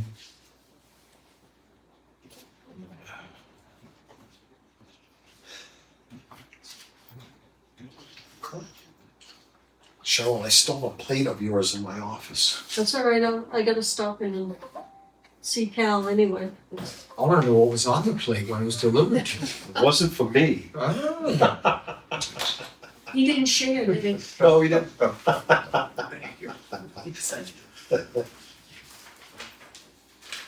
All right, there's that. Regina's here. Oh, she was coming back. All right, we got a couple minutes, why don't we, You know, do a Minutes? Minutes? Sure. I think you have. You might not, because you have to read a whole bunch of non-public ones that weren't Oh, sent yeah. out before. They're both not public. All right, why don't we wait on that? Can we just do the regular minutes? There wasn't any, I mean, I didn't have anything on email, I mean, Yeah, mine and were I few. didn't either. Is there one on the public or?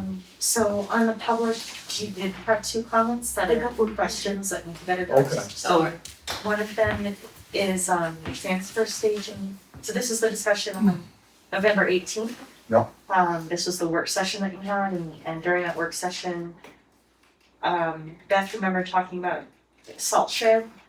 Well, we talked about the salt, I thought we talked about the salt shed and then the constructing, whether it's good, bad, indifferent to shed over the sanders for ease of lifting and safety and blah, blah, blah. But Right. none of that, and I remembered it, doing it then, but none of it was in, and I couldn't remember if it was that meeting or the meeting before. When we talked about the Aries stuff? I wasn't here for that was the one you Oh, were alright. there. I was not there and. That was when we talked about the Aries. Report. And I was taking the minutes. Oh, okay, so that was so it should be in, it was that set of minutes, Correct. Don't want which was, No, that was, yeah. So it should be in here. okay, You thought it was not in here. Right, So like. right, so I will make some corrections. I'll Oh, go back. okay. Okay, so now I get it. The minutes that we looked at were not ones that you took, they were the ones you I did. took the first part because Val wasn't there. Okay. Yeah, and then I Yeah, took this. because you didn't join us for Got it. the first. Got it, yeah, I Right. think that whole, just the whole, it just seemed important, So I'll because go it was back to my notes and make sure. Yeah, there you go. And then please. the other question you had was the CCPC budget has been reduced to $1. You said, do we need to say why? But you didn't talk about why. Oh, okay. So, That's but yeah, we can come back to this later. Okay, that sounds good. Oh, no, wait. Bottom, Wait. not yet. I wanted to give it out to everybody at the same time. Oh, No, the afterroom already has. Do you want these back? Did you? I don't remember them up. I didn't do it, it was handed to me. You already were doing this? Ah! Well, I wasn't looking. It wasn't on the email. Okay, never mind. It's done. Was there something secret in there? No, I was trying to make sure I had the right number and that everybody got the right thing. Oh, did you?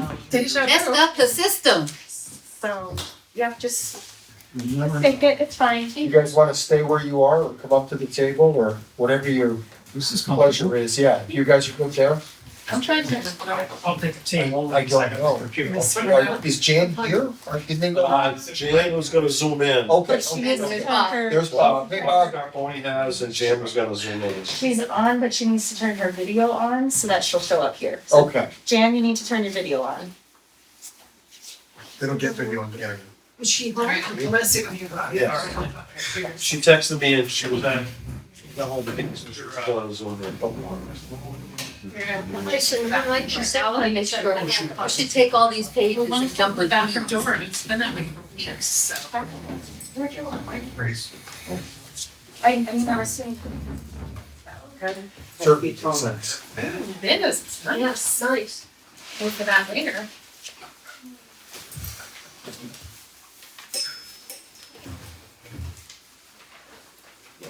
So we got, you want to start? I did. Plan to do the same thing as we did last time, and just try and go over, I'm just gonna pull my document on my, budget yeah, highlights. the budget highlights.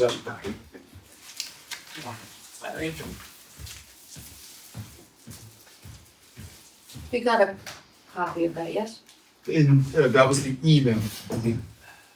And there's a hard copy. You did get a hard copy. Okay. I have so many candy canes, and then I came to my son's lunch, and then there his own excuses. Okay.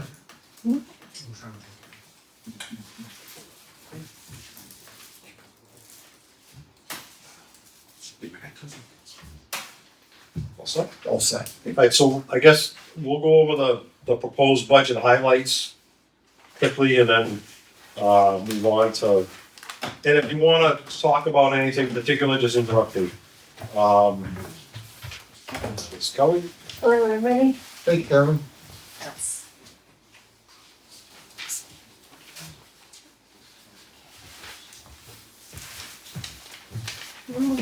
Go away, you lie.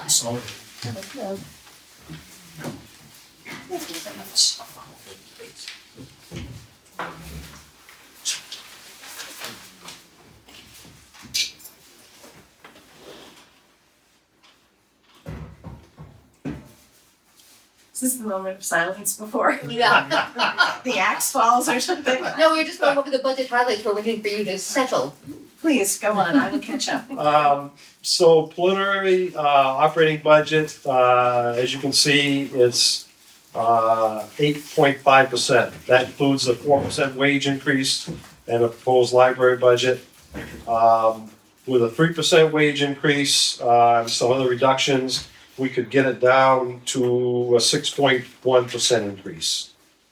The consumer price index, went up a little under 3%. I have received several emails from multiple towns, probably upwards of over a dozen, and most are gonna give 3%.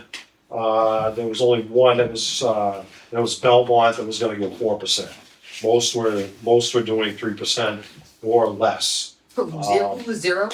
Oh, there's somebody. Guilford Guilford was zero. Guilford's email was nada, zilch, zero, so on and so forth. So I'm not sure what's happening in Guilford, but that's what they were doing. You can see the wages, including overtime. In 2025, there are 42% of the operating budget, and in 2026, it would be with a 4% increase, would be 40% of the operating budget.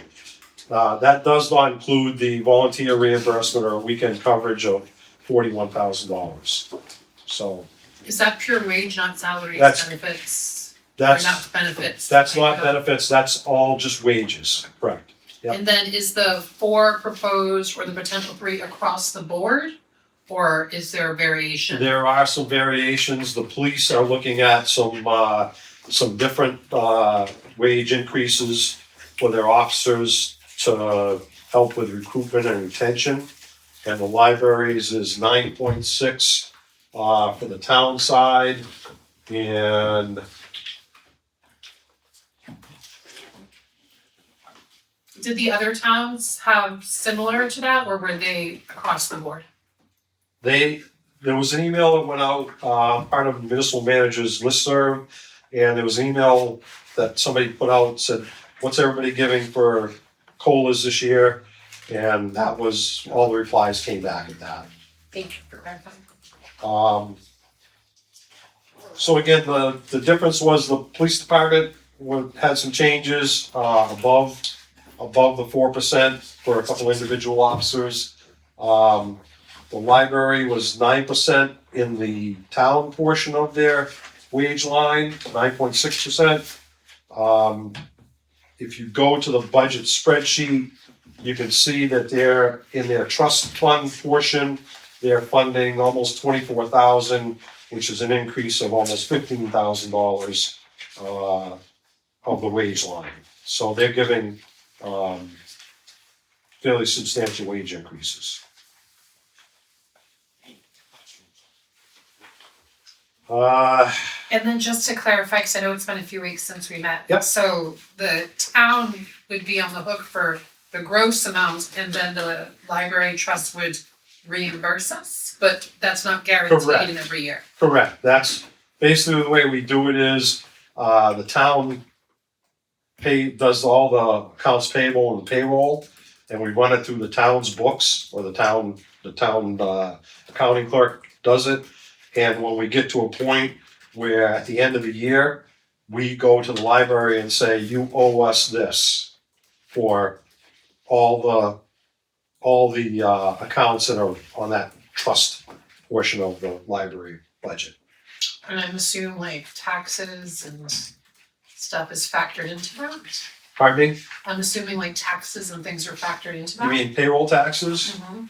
No. No, that is not So factored we in. pay that portion of the gross supplement. So it's a gross figure, so that's how we do it. Again, we pay all the bills throughout the year, and then at the end of the year, we send them invoice that says you owe us this, or vice versa, we owe you this. So, So just to make sure, sorry, I have a lot of questions. Yep. We as a town cover the cost of that increase then? So like well, the we increase will in until the end of the taxes. year, and then at the end of the year, we get reimbursed for all of that money. Okay, so including the, We would bill them for everything that we expend. okay, Yeah, I mean, the way to look at it is the budget is essentially the bottom line of the Right. library budget that the town is fully responsible for. And then what you see broken out for library trust fund is essentially a reimbursement, an offset, a revenue offset.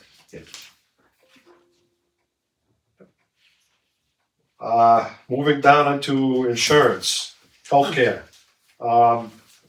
As we talked about last time we met, we ended up looking at several different healthcare companies and ended up going back to the health trust. We're gonna offer three different scenarios for the employees, and still offer the $6,500 payout to anybody that does not participate. You can see the cost increase of around 2.9%. We haven't had anybody sign up yet. They're gonna be signing up later this week, so we don't have exact figures on what the cost is gonna be. But the overall cost of all the plans went up from last year, so.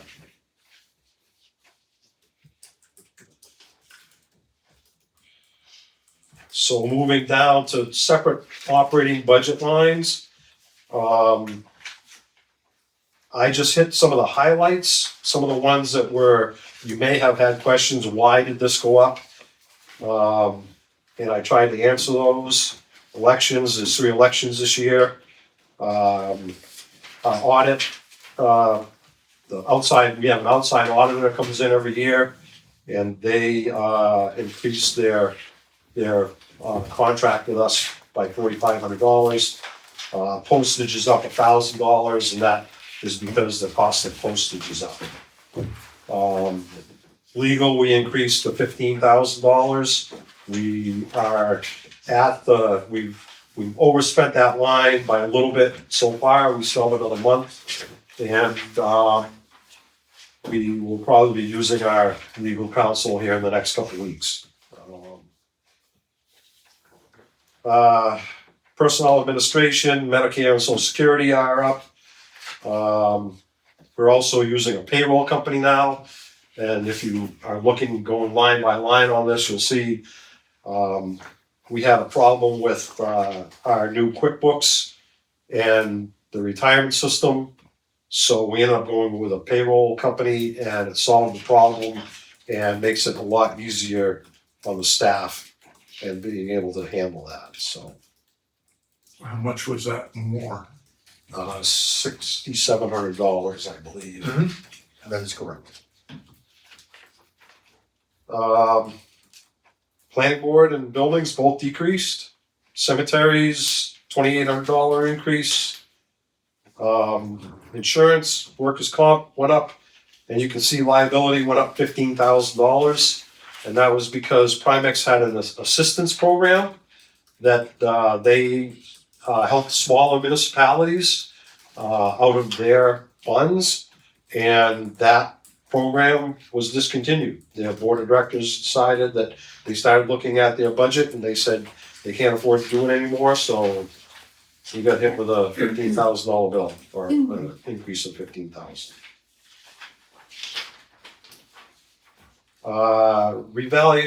Reevaluation of utilities. We hired a reval company last year. We budgeted for it because we knew the utilities were doing all the construction on the transmission lines. And we felt that the best way that we could get those the tax dollars out of those was to hire a utility evaluator, and we did. And I think the last meeting we gave you the letter from our assessor that said we will make up way more than what that cost us. We're just gonna keep that line open for $1 in case something comes up in the next few years or whatever. Again, police department, the wages increased for retention and recruitment. Dispatch went up $5,000, and that's based on call volume. How many hours did we add then for the $5,207? I don't know, it's based on call volume, so I don't know what the total call volume for the police department is, and I can get that if you want it, but that's why it went up. They base their cost on how much we use them. I see. Fire department wages and vehicle maintenance increased a little bit. Same thing with highway administration. Highways and streets, salt, he increased it by $1,000. We haven't used the whole budget this year, but there's been an increase in the cost of salt that he gets from the provider, so he figured he better bump it up. Solid waste collection, recycling services, we increased by 10,000. You can see that the C&D cost went from $105 to $132 a ton. And we're currently paying to recycle plastic. So we had, I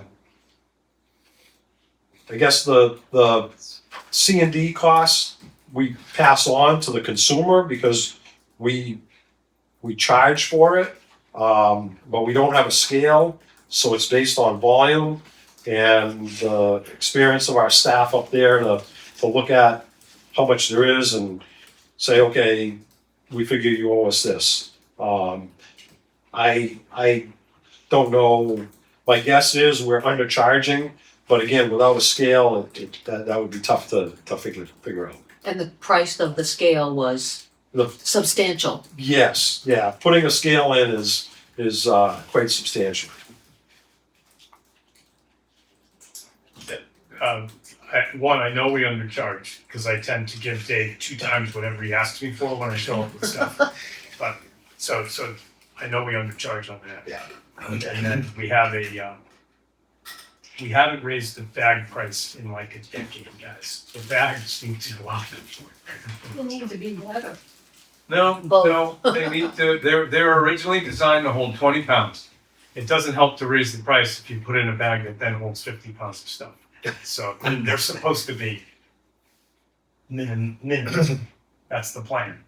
So I would suggest The that. big ones are only supposed to hold 20 pounds, not the, really? Really? Yeah, I thought it was 20 or I put a lot 25. more 20 pounds in Yeah, there. I mean, we'd have to go back to when we set up the program, but yeah, there have never been, there are no pay-as-you-throw bags that are the equivalent of a hefty steel sack, because this program But doesn't work. there's two sizes, I mean, the or you small can get a and the big. you get a much more robust bag and charge $5 for it. Right. But there's a small and a large size, and the large size is only supposed to hold 20 pounds? I don't remember that, but Okay. I can look. But the original thinking was, yeah, you wanted them around the 20-pound, 25-pound tops because Which makes sense for the otherwise small the one. math of the program Yeah. doesn't work. Okay. So what are we comparing that price to? Are we going to collect every penny that we put into the trash, or is? No, the original proposal was that it should self-fund itself. It hasn't done that in No. We're running about years. a 30 to 35% supplement from tax dollars on the transfer station. And it's probably time to review prices for everything we dispose of. Solid waste, I mean, construction I know is just, they do the best they can, but it's really hard to tell. And then other stuff, I mean, we are half the price, tire disposal is half the price in Canterbury as it is anywhere else.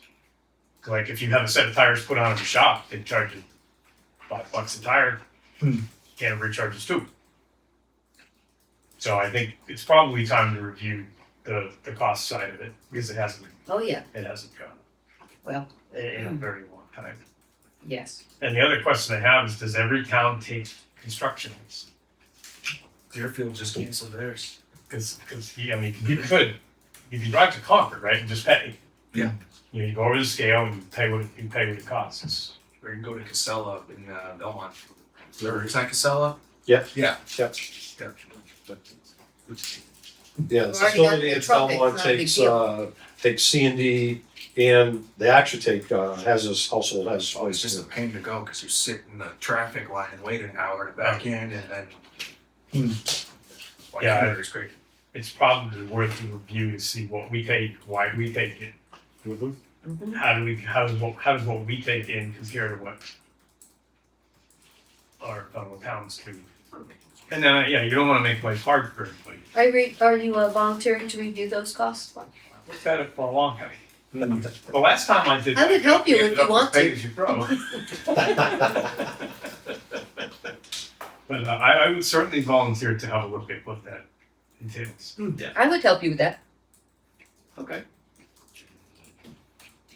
You can see that solid waste increased by $3,700 because the per ton cost at, to get rid of it, at Wheelabrator is $100 a ton now. And there's gonna be a $3.50 per ton surcharge, which we will invoice the state and get back, but we still have to budget to expend that, so. Pennybrook Rescue, I got information from them today that we will probably be looking at $195,000 this year.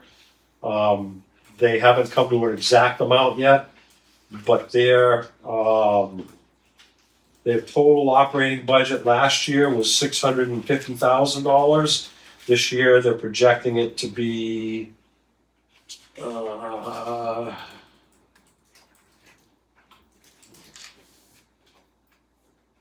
let's see.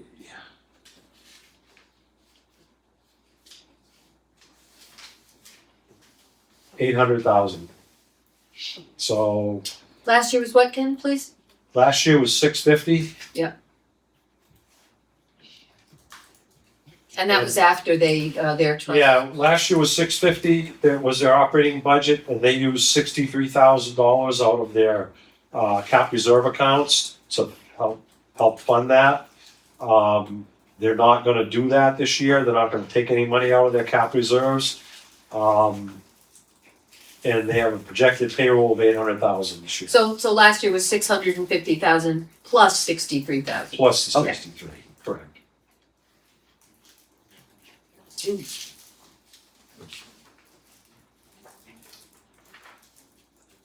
They should have something by the end of this week for us, a solid number. Again, the library, you can see the wage lines. And then there was a correction, the dues, meetings, and education did not go up. That was a mistake on our part on the budget, so that should be a 0. This is in the library, Yes. the spreadsheet, so. Yep. Yep, and it's 4550.4. Okay, yeah, because it was like, yeah, so It was 800 and I think it was just a typo and we got an extra 0 in there. Putting back in. I forgot to change this. Oh, okay, So yeah, times at the end. So do you want them to be able to know, you said the, Yeah, we'll tell you the total here when I get down through this. Alright. Patriotic purposes, July 4th, up $2,000. And after our last conversation at our last meeting, the company called and said they had given us an original cost of $25,000 having on the 4th of July. And then they watched the video of our meeting and there were some heartstrings that got pulled because there was a mention of wide-eyed children on the 4th of July. And so what did they say, but due to our shrewd negotiating? they came back and said, you know what?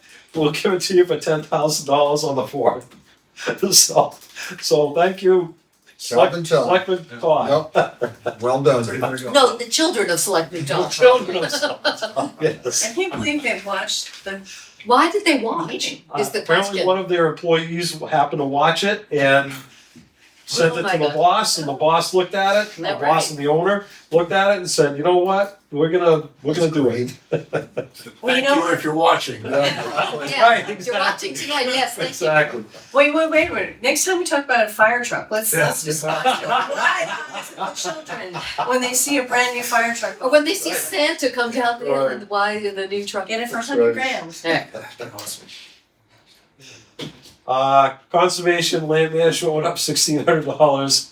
Long-term debt, the principal's up 39,000 and the interest is down to 49.90.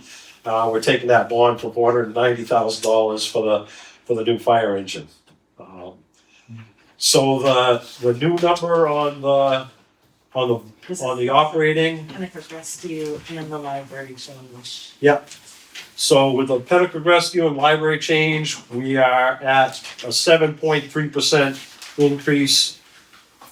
And that's $3,739,340. One more time, please, 3 million. $3,739,340. The grand total. Yes. Alright. When would you like questions? Can you hold 1 second, and the percentage was, 7.3. okay, thank you.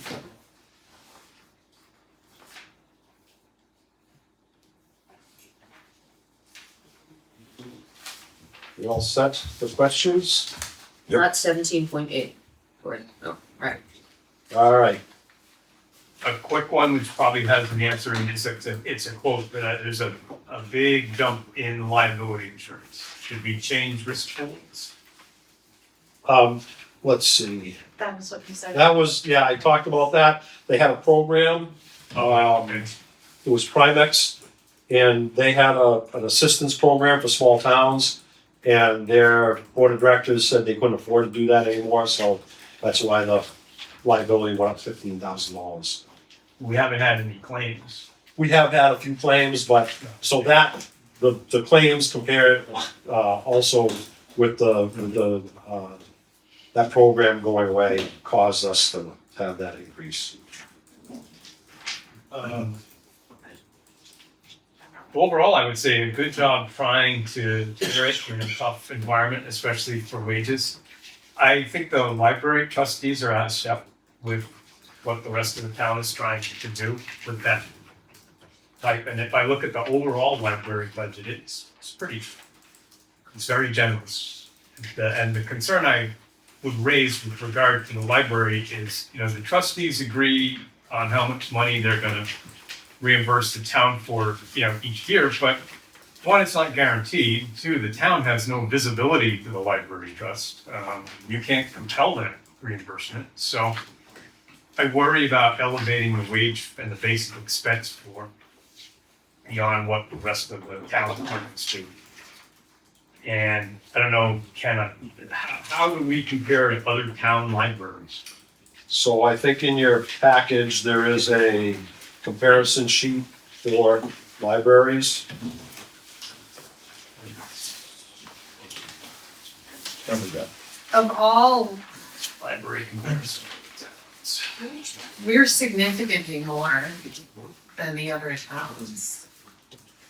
Yeah, and that was done. That was from,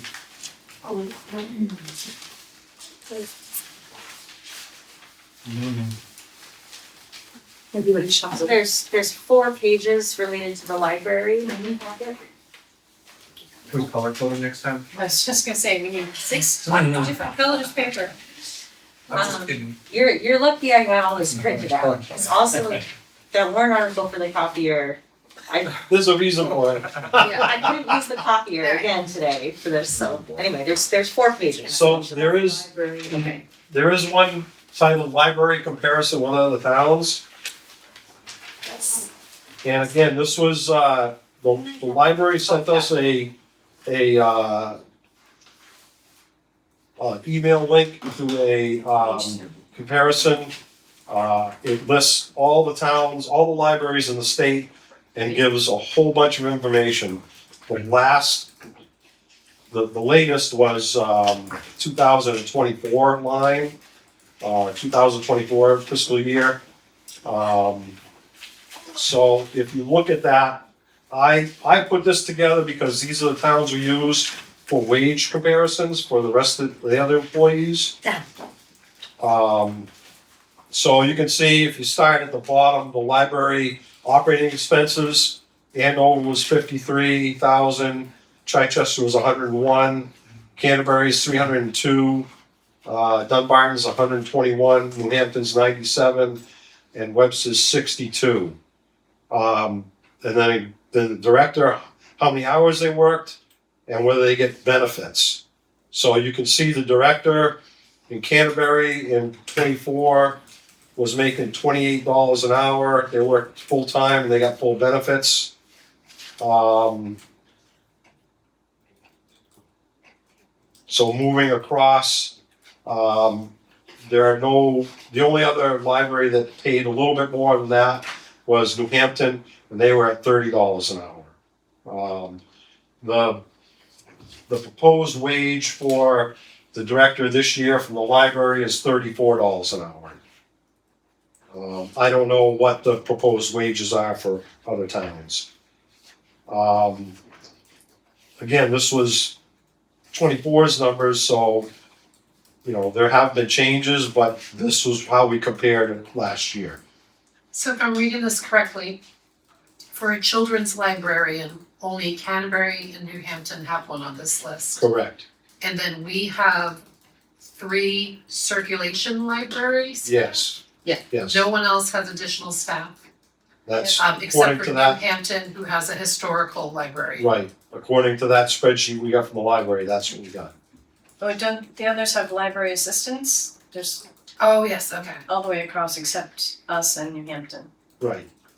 What's the difference between a library assistant and a circulation librarian? I don't know.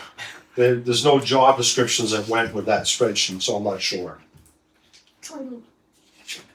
I bet circulation is more of just checking books in and out, putting books back on the shelf. And the library assistant director would be more of or I assume it's an assistant director, having more responsibility for program planning and running the library. I'm just guessing. Yeah, it doesn't say assistant director, so I don't know. It's just that obviously they're operating on fewer The staff, library. or they're operating with volunteer staff, which we used to have volunteer staff. Yeah. Years back. Yeah, it's a well-used facility, and it certainly has great programming, but I still think it's over. I think you're overspending it. I mean, 2 full-time staff plus 5 staff. Well, I think if I did the math right, if you give everybody the 4%, you'd save about $15,000 as opposed to what they're looking for the wage increase. At least, in years past, I know the select board and budget committee have asked the library trustees to try to please be in line with rate increases for the rest of the town. It's up to them, how they want to spend the money. And we haven't yet, and normally they're come back, they have in the past come back and modified, okay, it's time to, I think maybe it's time for overall scrutiny at a, $300,000+ overall budget. Take a look at that program. It also looks like, if I keep flipping pages, that we're paying our librarians more than we're paying our police officers. Is there an opportunity for the trustees to do a stipend instead of? I don't know. That they were trying to secure personnel who, they valued, so they brought some of those personnel on board with benefits to secure them. It's a management decision, I get it, but it's expensive. But you're talking about just reducing this year's increase, so it's not built into ongoing budgets. To be more in line with what the rest of the town is doing, with the exception of police The officers. trustees were here earlier tonight, and the question was asked how long they would fund that level of, or provide that level of funding for wages, and they said maybe 5 years. Is this the first year they've done this? No, they did $9,000 last year, And what are they proposing, they're gonna boost it? almost 24,000 this year. In addition to the 9? No, the 9 is what the library kicked in from the trust last year towards And this year wages, they're correct? planning to kick in 24. Yeah, But the tax line also went up another 9.6% too. The wages last year for the library were 155, 356. And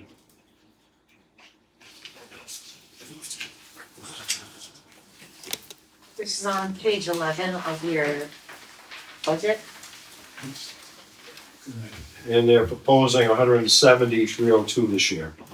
An increase of almost $15,000. That's the tax side, not the trust side.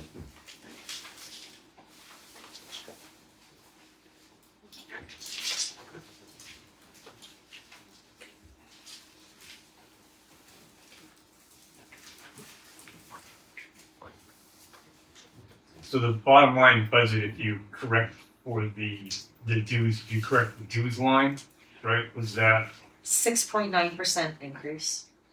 so. And the total expense is 320,552. Do I have it right?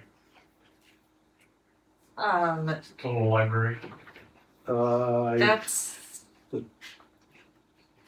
Are you counting the trust and the taxes? Cause I'm looking at the amount of money that we are gonna budget for the library expense. you're looking at line 4550? I'm looking at 4550, total library. that, without the 8,000. 320. Oh yeah, that should be $8,000 less, right? 320,552. 32552. So 11.4%. Yep. So the question I think for budget committee and select board is 320,000, is that something to spend $320,000 on total? Or, do we try to hold that library budget flatter? And, the select, the town, we have no control over how they spend it, we just appropriate it. It's a bottom line budget. So you can appropriate it at whatever level that you feel is reasonable and defendable, and let the trustees sort out how they want to do it up above. So in the budget I put together with some reductions from the 4% to the 3% increase, I cut that wage line, that 4550.1 to a 3% increase.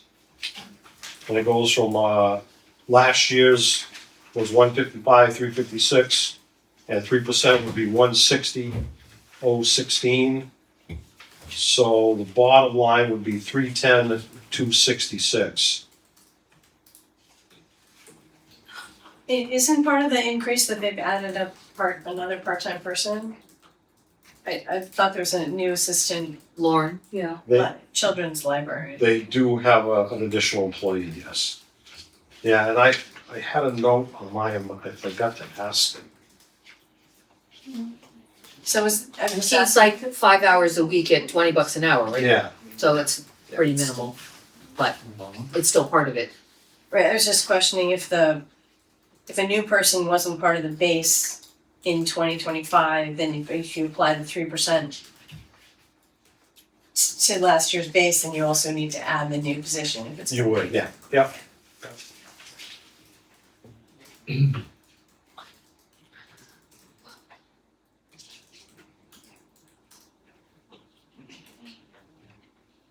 Why is it we don't have this structured in the way that Bob was just referencing, where the town says we can afford to provide this much support to the library, and trustees, if you want to augment it, go for it, build on top of that? Why do we do it the other way around, where we build the entire budget based on the library's request, the town is on the hook for it, and then we wait to be reimbursed? Is there a legal reason or a? Unfortunately, Kelly, we've always done it that's one of those, we've always done it that way. I don't know the reasoning. Maybe It this was is, originally done for transparency, so that people could see what the money was, because I mean, yes, the library trust is controlled by the library trustees, but you could argue that it was a gift to town, so we did it in transparency. I know there's been suggestions over the years that the town should say, have fun library, we're done. We do nothing for you. You do it all. Make your own, do your own thing. Pay your own bills, pay your own payroll. That never seemed like an efficient way to do it because it could add, the town's bookkeeping was more efficient than having a separate and parallel bookkeeping system, and you'd rather spend that money on programming. So that's kind of how we ended up. It's how it ended up. So I'm not saying that's why it should stay that way. But so with this year's increase being significant, very significant, maybe it's an opportunity to say, let's change the system. And the town will say last year's budget plus a certain percentage increase, that's your base. And this is how we're providing it. And if the library trustees feel something beyond that is necessary, then they appropriate to pay that. And again, you can do that, and I think that may be a reasonable solution, because it's the bottom line only that the town has any ability to change, at least to bring to the forward to the town at a town meeting. And how would that change happen? That would be something that would have to be voted on at town meeting? No. If we did that? And could that go into effect this budget cycle, or would it Sure. have to go? Sure, you could, the trustees came in tonight and you guys talked about the budget and you could say, well, why don't you come back in and we're willing to fund this much as a bottom line. And if you want that bottom line to go bigger, you can either fund it with your trust fund or you can go to town meeting and request more. Which has happened in the past. Yep. And it almost feels like that's what we're doing anyway, but, as you say, slightly backwards. Although, Well, when we get the budgets, we solicit budgets from all the departments and we ask them to give us a budget and we look at it. And I meet with the budget managers and say, geez, this went up quite a bit, why? And we talk to them about it. And we did that with the library. Beth and I met with Rachel. Yeah. I had some questions about wages. I asked, they gave us their information. And then we bring it to you guys. I met with the road agent, the police chief and the fire chief over their budgets. And before it became part of this, we reduced some of the lines, just because I had some questions, and we changed some of the lines because I had some questions, and we were able to look and we found money in different places and things like that. So it's a process that we try to work with all the department heads, more or less, what do you want? And then we look at it and say, okay, or no, this isn't okay. Well, and if you look at the library budget too, the place where the increase occurs is only in wages. Most, except for telephone. Yeah. The rest, Rachel was very clear that the rest of the budget she kept, And they were very, zero. yeah, they were very upfront with us. They said, we're not gonna raise our budget this year except for wages. The same thing the police chief said, we're not gonna raise any of our budget lines except for wages.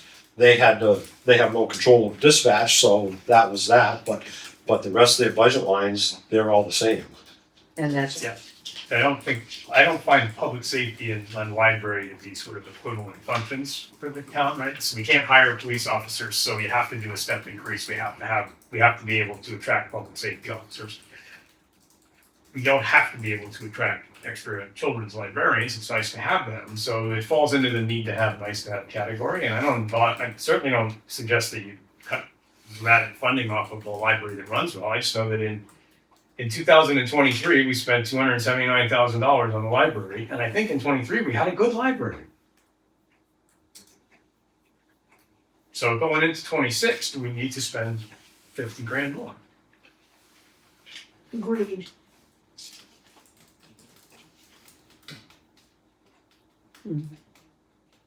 And you know, sometimes hard choices have to be made, right? If you lose a staff person.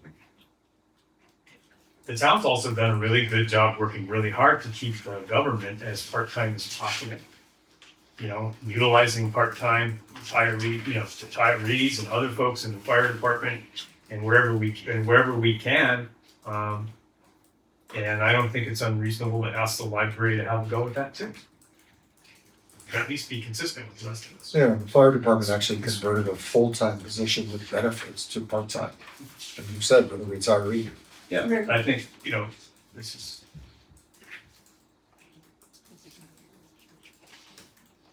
The only thing I bring up the library because it's an outlier and it doesn't look consistent with what you're trying to do with everything else.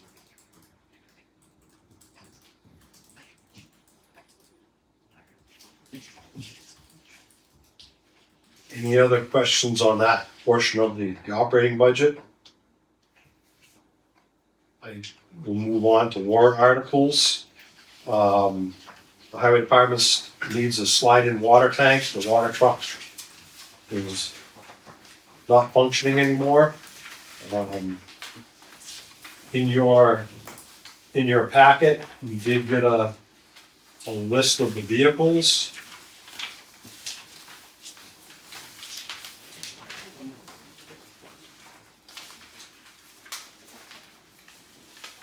It's a 2-page. Looks like this.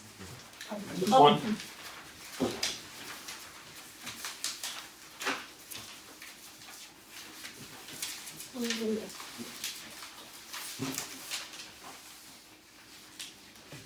The water truck was a 1978 GMC C600. It is, all the fittings, all the pipes, the frame is all beyond repair at this point. They've repaired and repaired and repaired. Again, it's a 1978, and I think we've certainly got our money's worth out of it. I'm sorry, not beyond compare, but beyond repair. Yes. So they're looking at a slide-in water tank, so they don't have to buy another vehicle, and that's $18,000. There would be no tax impact because they have that in the highway equipment cap reserve account. You do have another sheet in your packet that lists the cap reserve accounts, and they are up to date as of today. So in that highway equipment line, we have $116,000.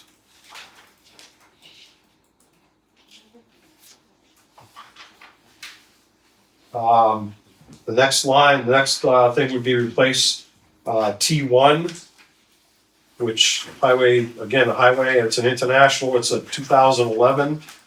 And that one is,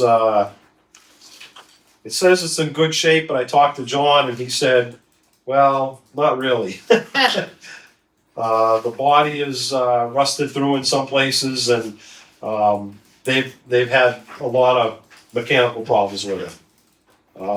That's with the T1? That's T1. Yeah. Yep. So he would like to replace that this year, well, in 2026. And if the problem is that even if we replace it, we order it in March. We typically don't take delivery from the manufacturer on the cab and chassis till August, and then the equipment provider for the dump body and the plow and everything usually takes sometimes 6 months to get it back to us. So we're looking at, it would not be in service until January of 2027. So we're looking at another full year of having to run T1. Are we still plowing with the 2005 Sterling? We are. And we will not replace that with another big dump truck. We'll replace it with a 550. That's John's plan, is to say he doesn't need that third big truck as far as the big trucks go. So we're plowing with 5 trucks now. Do we have 5 people? We have- to plow with? We have 5 plow routes and we have 5 people to plow this winter, Well done. holding our fingers crossed. Try it out Yeah. tomorrow. We Do we have, want to retain those people? pardon me? Do we want to retain those people? Well, we only have 2 full-time people out of that 5. One is a part-timer and the other 2 are seasonal. So Are they in the 4% range? that's what we're at. We're, yeah. All right, I'm looking at the other wages with police and people we wanna retain, and I know that there's been problems with highway crew and Yeah, yeah. we're here crossing our fingers that they stay, but they're on the lowest end of the range. Yeah, yep. The fire department wants to replace Rescue One. It's got some rust issues. They've done quite a bit of work to it in the past few years. But the fire chief would like to replace it with a F-250. So it's a smaller truck. And basically what he's saying is he downgrade the command vehicle, which is an F-250, to the rescue truck. The new fire engine is gonna have all of the heavy rescue equipment on it, so they won't need to run that to car accidents and things like that, the rescue truck. The rescue truck would just respond to medical emergencies. So they can downsize that to an F-250, and it would be a little less than $100,000 to buy a new command vehicle with all the accompanying radios and lights and equipment. So, and you can see in the rescue truck cap reserve account, we have $180,000 in there. So we have plenty of money to fund that. And the plan would most likely be to drop, we've been funding that with $12,000 in the cap reserve account. We've been funding it, and the idea would be to drop that amount, so we don't spend $12,000 on it every year, putting money away to buy a new vehicle. Then you gotta roll it into the fire truck cap reserve. Probably, yeah. So the Right, fire because- truck you could take the old rescue truck and have Big John put a plow on it. We talked about that. It's only got, what's it got, 30,000 miles on it? I don't know. Well, let me see. What does it say? Yeah. 34,000. Yep. Yep, No floorboards. yeah. That's how they stop on slippery road. Well, you can see that the Ford F-150 that they got from the police department, it was a hand-me-down from the police department, and that's out of service because it is rusted through in various places and would not pass inspection. So without quite a bit of work. And you can see it's got 130,000 miles on it. It didn't cost the highway department anything. They, like I say, it was a hand-me-down. So he said, I really don't think we should spend the money to fix it. And so when the rescue truck goes out of service, maybe we can do something with that and hand that over to the highway department. So.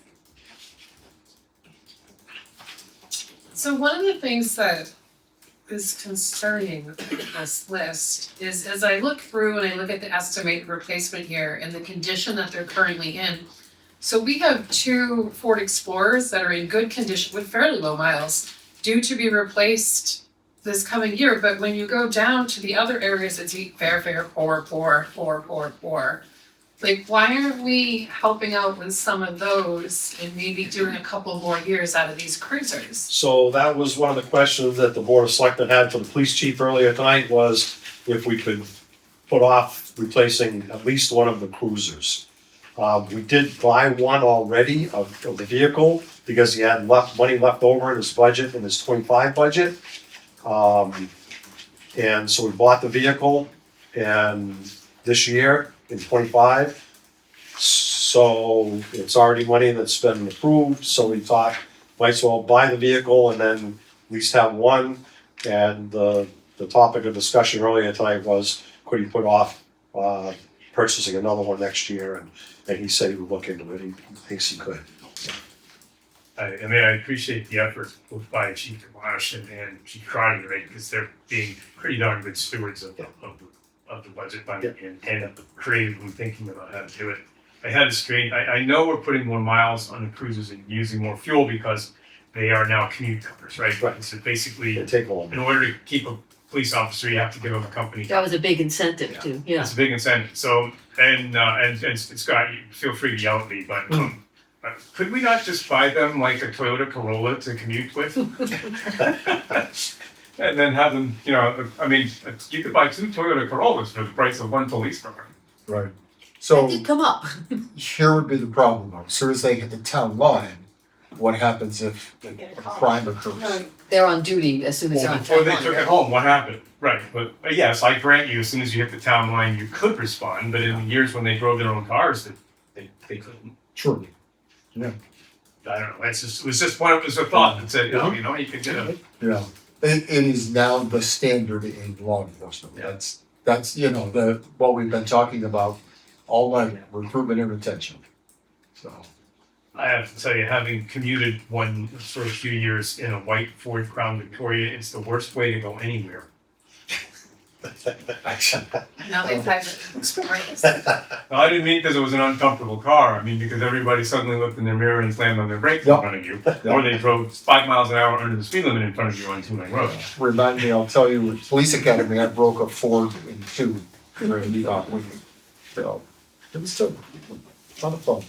All right, Moving down cap reserves, you can see 141,000, and we added the fire engine for 50,000 a year to start putting away for a new fire engine.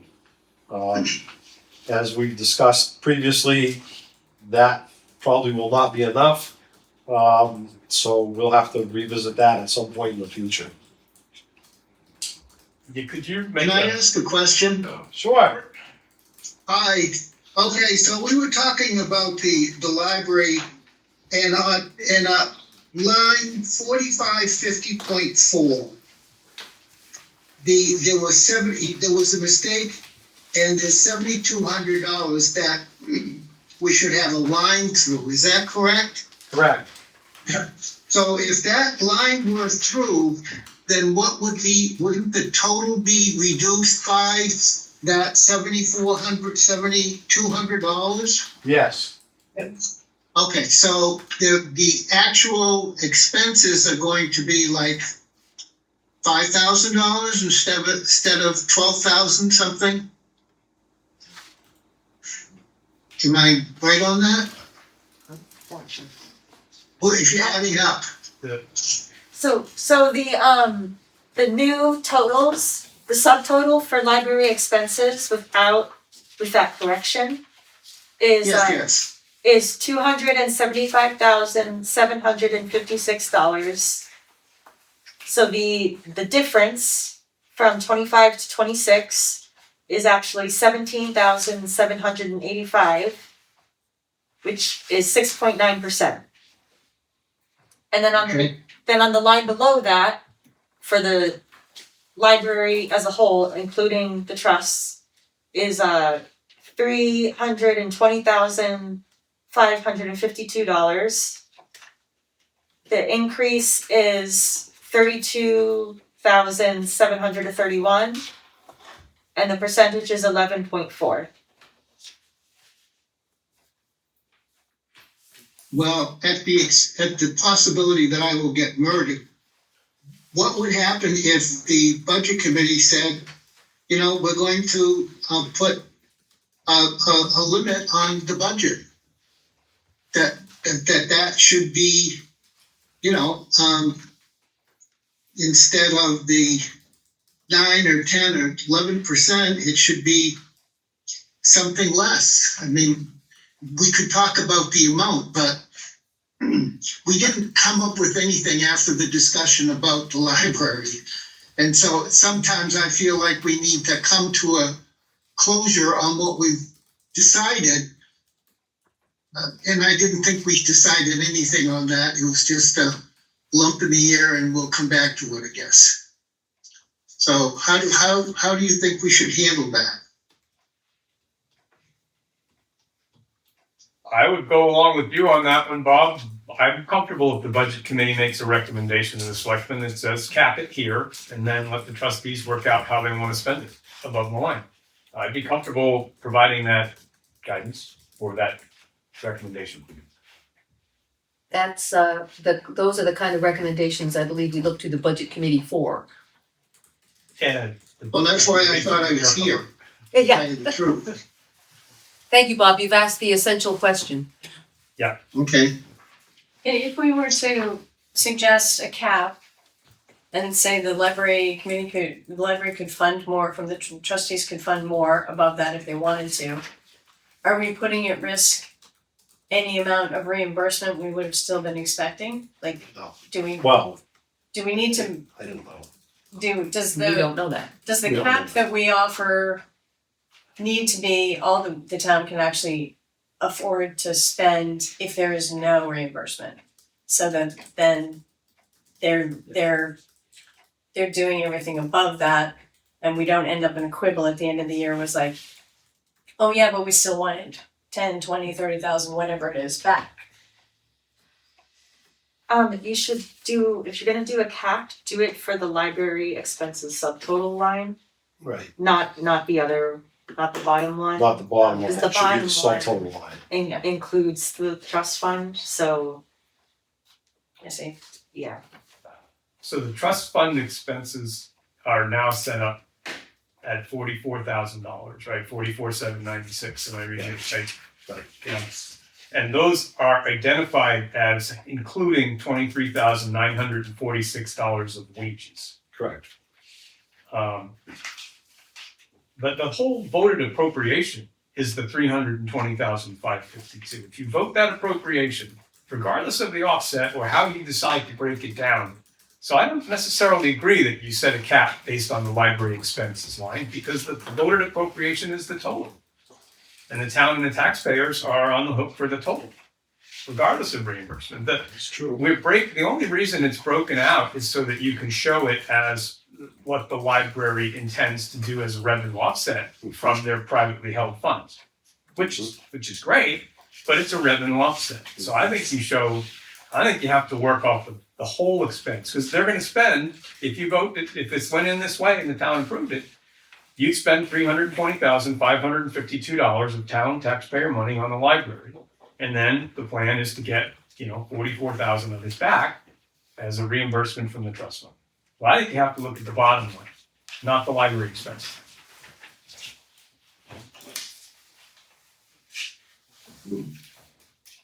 And if you set the total at a level, then the trustees can say, well, we'll put in 50,000 or we'll put in 30,000, whatever they feel that they can use as a revenue offset. The challenge with working in this format is that you still have elevated the wage floor to the point where, next year, even if you did a 3% increase, that 3% increase is on a much higher floor, on a much higher wage floor. And there's no particular discipline that I see here in either staffing or wages. It's, it's a great program, but it doesn't feel like they've made hard choices in terms of staff or hours of operation. It doesn't appear that way. So it's not none of that part of it I have opinions on, but I do think that it's that line that you need to look at, because with the way that you said it, it's like if the library came back to us and just said, we're not contributing anything to the trust funds and we're just gonna get rid of that 44,000, then that's the same. That's like they would still fund that, and they would still say, this is what we're paying our people. It's just that we would have it on our books that like at a certain point we've run out of the budget and now we're going over the budget. It's really just a bookkeeping thing, and I don't agree with that part that you shouldn't be looking at that line. I'm not suggesting we don't look at it, but I think it goes back to Kelly's challenge with the format. Because right now it becomes problematic when we're having this kind of discussion, to have this type of format. Because how do you figure, if you vote, if this budget passes the way it's been presented, right, then you add 4550.39, adds to 4550.1, right? So then that's the total payroll and personnel expense. You're gonna be paying people that much money. And you're gonna be raising taxes to pay them. So whether, yes, right now it's broken out that says they're gonna contribute that towards the wages, but really that's a backside reimbursement. But you're not gonna raise taxes for that, because when we put in the forms to the DRA, we do we show the revenues. So True. to the DRA, it evens out, and that's the number that they use to calculate But- taxes. But if the library trustees in the subsequent year said, hey, we didn't have a good investment year on our trust funds, so we're gonna give you That's- nothing. That's true. We're gonna give you nothing, we're gonna drastically reduce the amount that we can't contribute as much as we would like to do. Then you still have a staff that has a floor of wages considerably higher. So I think if you're managing expense, you have to use both. You're right, you're not gonna raise it by you raise it by taxation and you offset it with revenue. So yeah, when you do the, whatever it is these days, MS5, whenever you do the form, you won't raise that money You don't because actually. you're charge them. anticipating it coming in from the trust fund. But I still think the total library expense is 320,000. That would become voter appropriation. And we still do have to keep in mind that the trustees have said it's a 5-year commitment, not in perpetuity, like we had had heard at the beginning, so. Right, but I'm also not even sure we're gonna 5-year. Yeah. The way I heard it was, we'll try. Well, yeah, okay, so it's some amount of years. And so I guess the other thing you can look at too is that comparison sheet where the operating expenses for the library in 2024 was $302,000. The next closest in what I would consider our universe, the towns that we compare ourselves to, is New Hampton, Dunbarton, and that's at $121,000. So the operating expenses are almost $200,000 more than the nearest town that's similar to us. That's kind of where I look at it and say, well, if we're trying to compare apples to apples, let's look at the operating expenses. And that's how we do it. That's how we compare ourselves with wages for all the other departments. My hope would be that the library would look at that also and say, well, in the comparable towns, this is what their operating expenses are and this is what their wages are. And it doesn't seem like they're doing that. And it certainly might be that some of these towns have terrible programs, right? That they don't do nearly as good. I mean, our library does a really nice job, no question about it. But do they need to do it 3 times? Does it need to be 3 times as expensive? Or is it, and if the budget committee recommended and the select board imposed sort of a cap on the appropriation now, does that then help the trustees extend their funding, right? Is now their revenue offset funding or their opportunity to do things with their trust fund, would that just grow longer, right? If you capped it now, it'd just get better 6 years from now. I don't know the answer to that, but. I think another question, and I don't see it represented on the library comparison sheet, is how many hours a week is the library open for service? 41. For us. But I didn't get to. No, I mean, in terms of being able to compare the towns, because Yeah, there are multiple factors. How many hours are they open? How many people do they have? What are the people getting paid? Right. And then what are they spending for out-of-pocket expenses above that? And what are the programs that they're doing also? Right, that's what I meant by, the out-of-pocket expenses, the extra things. Because, one other possibility is looking at, I know that they count patronage usage, how many people come in every day, but do they have any sense of the flow of that? Like, it opens at 9:00 most mornings. What if it opened at 10? There's 5 hours a week, it's less. 5 times X, two or 3 or 4 people who might have been working during that time. So I don't feel like I have a full picture of, a totally clear and full picture in the comparison across the libraries. And I agree, our library does a great job, and I just wonder, if we can afford it.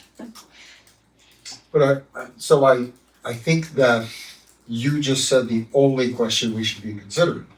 can we afford it? I think the way the library operates is up to the library's board of trustees and the director. Sure. I No, I think- wasn't suggesting that the Board of Selectmen would tell them how to operate. I was just saying in terms of trying to assess whether a budget request is reasonable. You know, if the budget committee and the Board of Selectmen want to say we need to constrain the finances a little better, it's good to know what you might be talking about giving up. You know, is it trimming a bit, or is it holding steady where we are, or is it gouging deep into this level of services that the people in the town have expected? It's just good to know what the ramifications of a change would be. Yeah. Again, you're right, though, that's their job to do, and I don't have enough information to know that. I know, but I do know that we have 3 staff, right, on benefits, right? Cause you got, between retirement and health insurance, you've got $70,000 of expense in the library, in the current library budget for that. So maybe there's a hard choice to be made and someone goes back to part-time.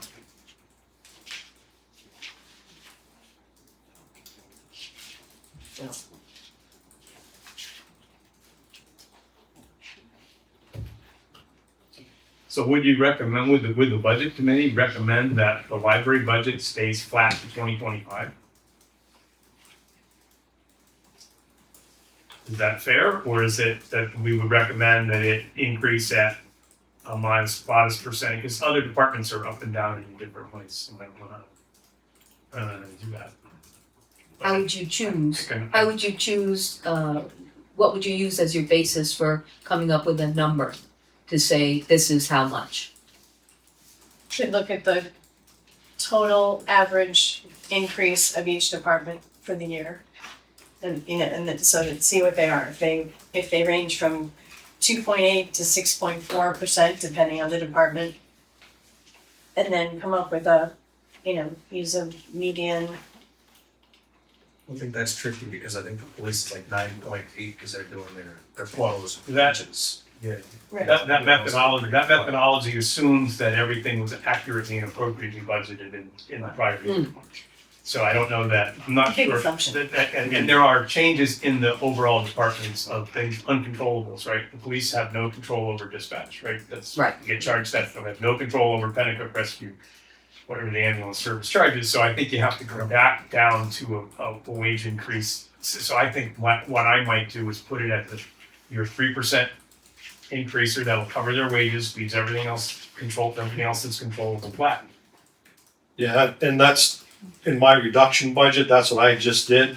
I said, well, if everybody else is getting 3%, and I just went to the town portion, not to the trust portion, and I reduced the town portion of wages to the 3% increase, excuse me, and it reduced that amount. The total amount, I guess the subtotal would be 265,470, and the total amount would be 310,266. Ken, did you email them that reduced budget that you, I mean, That's a pretty modest reduction. It- Does your 310 include the $8,000 correct? yes, that includes the $8,000. That's a pretty modest cut. It's an increase on the town portion by 2.9% and an increase on the total overall budget by 7.8%. do they have that, you emailed that to us this afternoon, I- do I they? emailed that reduction to you guys over the weekend. Oh, yes, I did not send it to the budget committee. okay, I think I sent them. Oh, did you? The reduction budget? Okay. All right. We didn't print it out though. okay.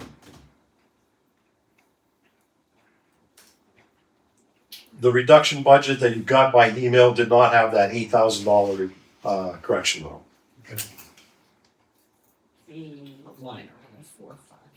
So what did that do to the total overall budget? That brought it down pretty good, didn't it? So with the reductions that I came up with was a 6% increase. That was at 3% wage increases for all departments except for the police department. I kept the police department wages the same. I did not change that.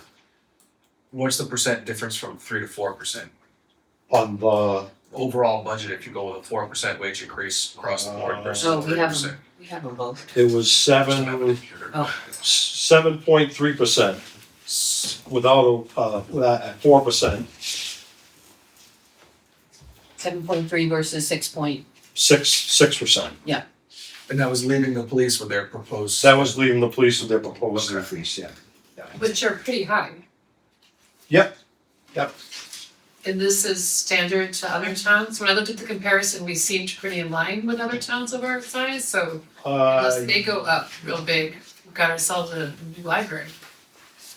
So. A new library? The The wage difference. Oh. discrepancy of the wages. Right? Yeah. Okay.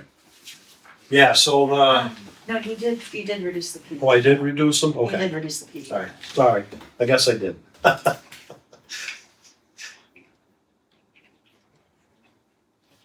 Because I think a big part of the budget too for the next year is we have to be cognizant of schools in the district. What, you know, we might have to be a little bit tighter than we want to be based on what's coming down the pipeline. Oh, yeah, I did, thank you. That's what I thought, I just wanted to I couldn't hear, but be sure. sorry.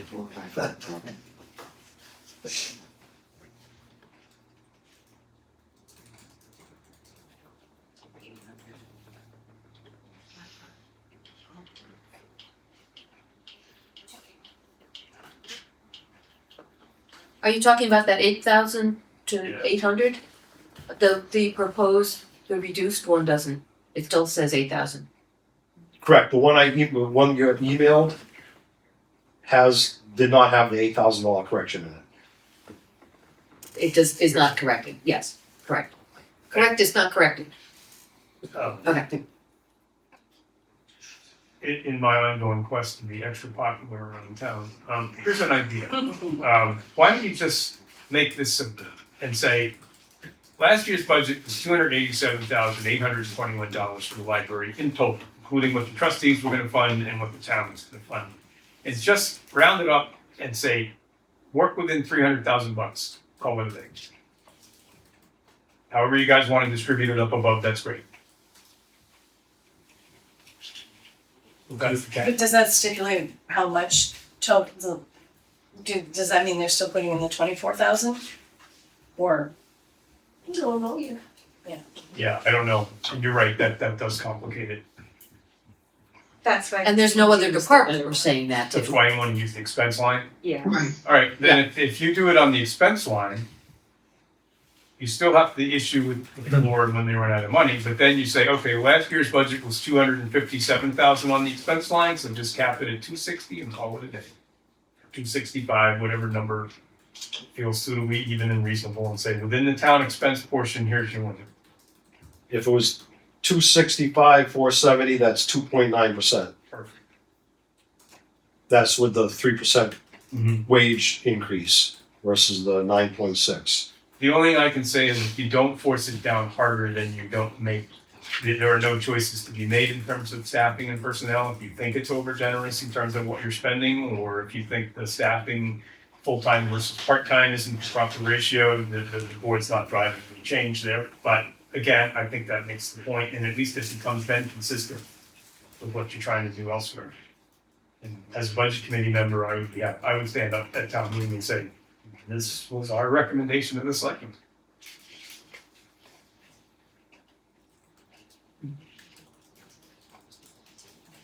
Would there be any purpose accomplished in trying to set another meeting with the trustees to talk about this issue?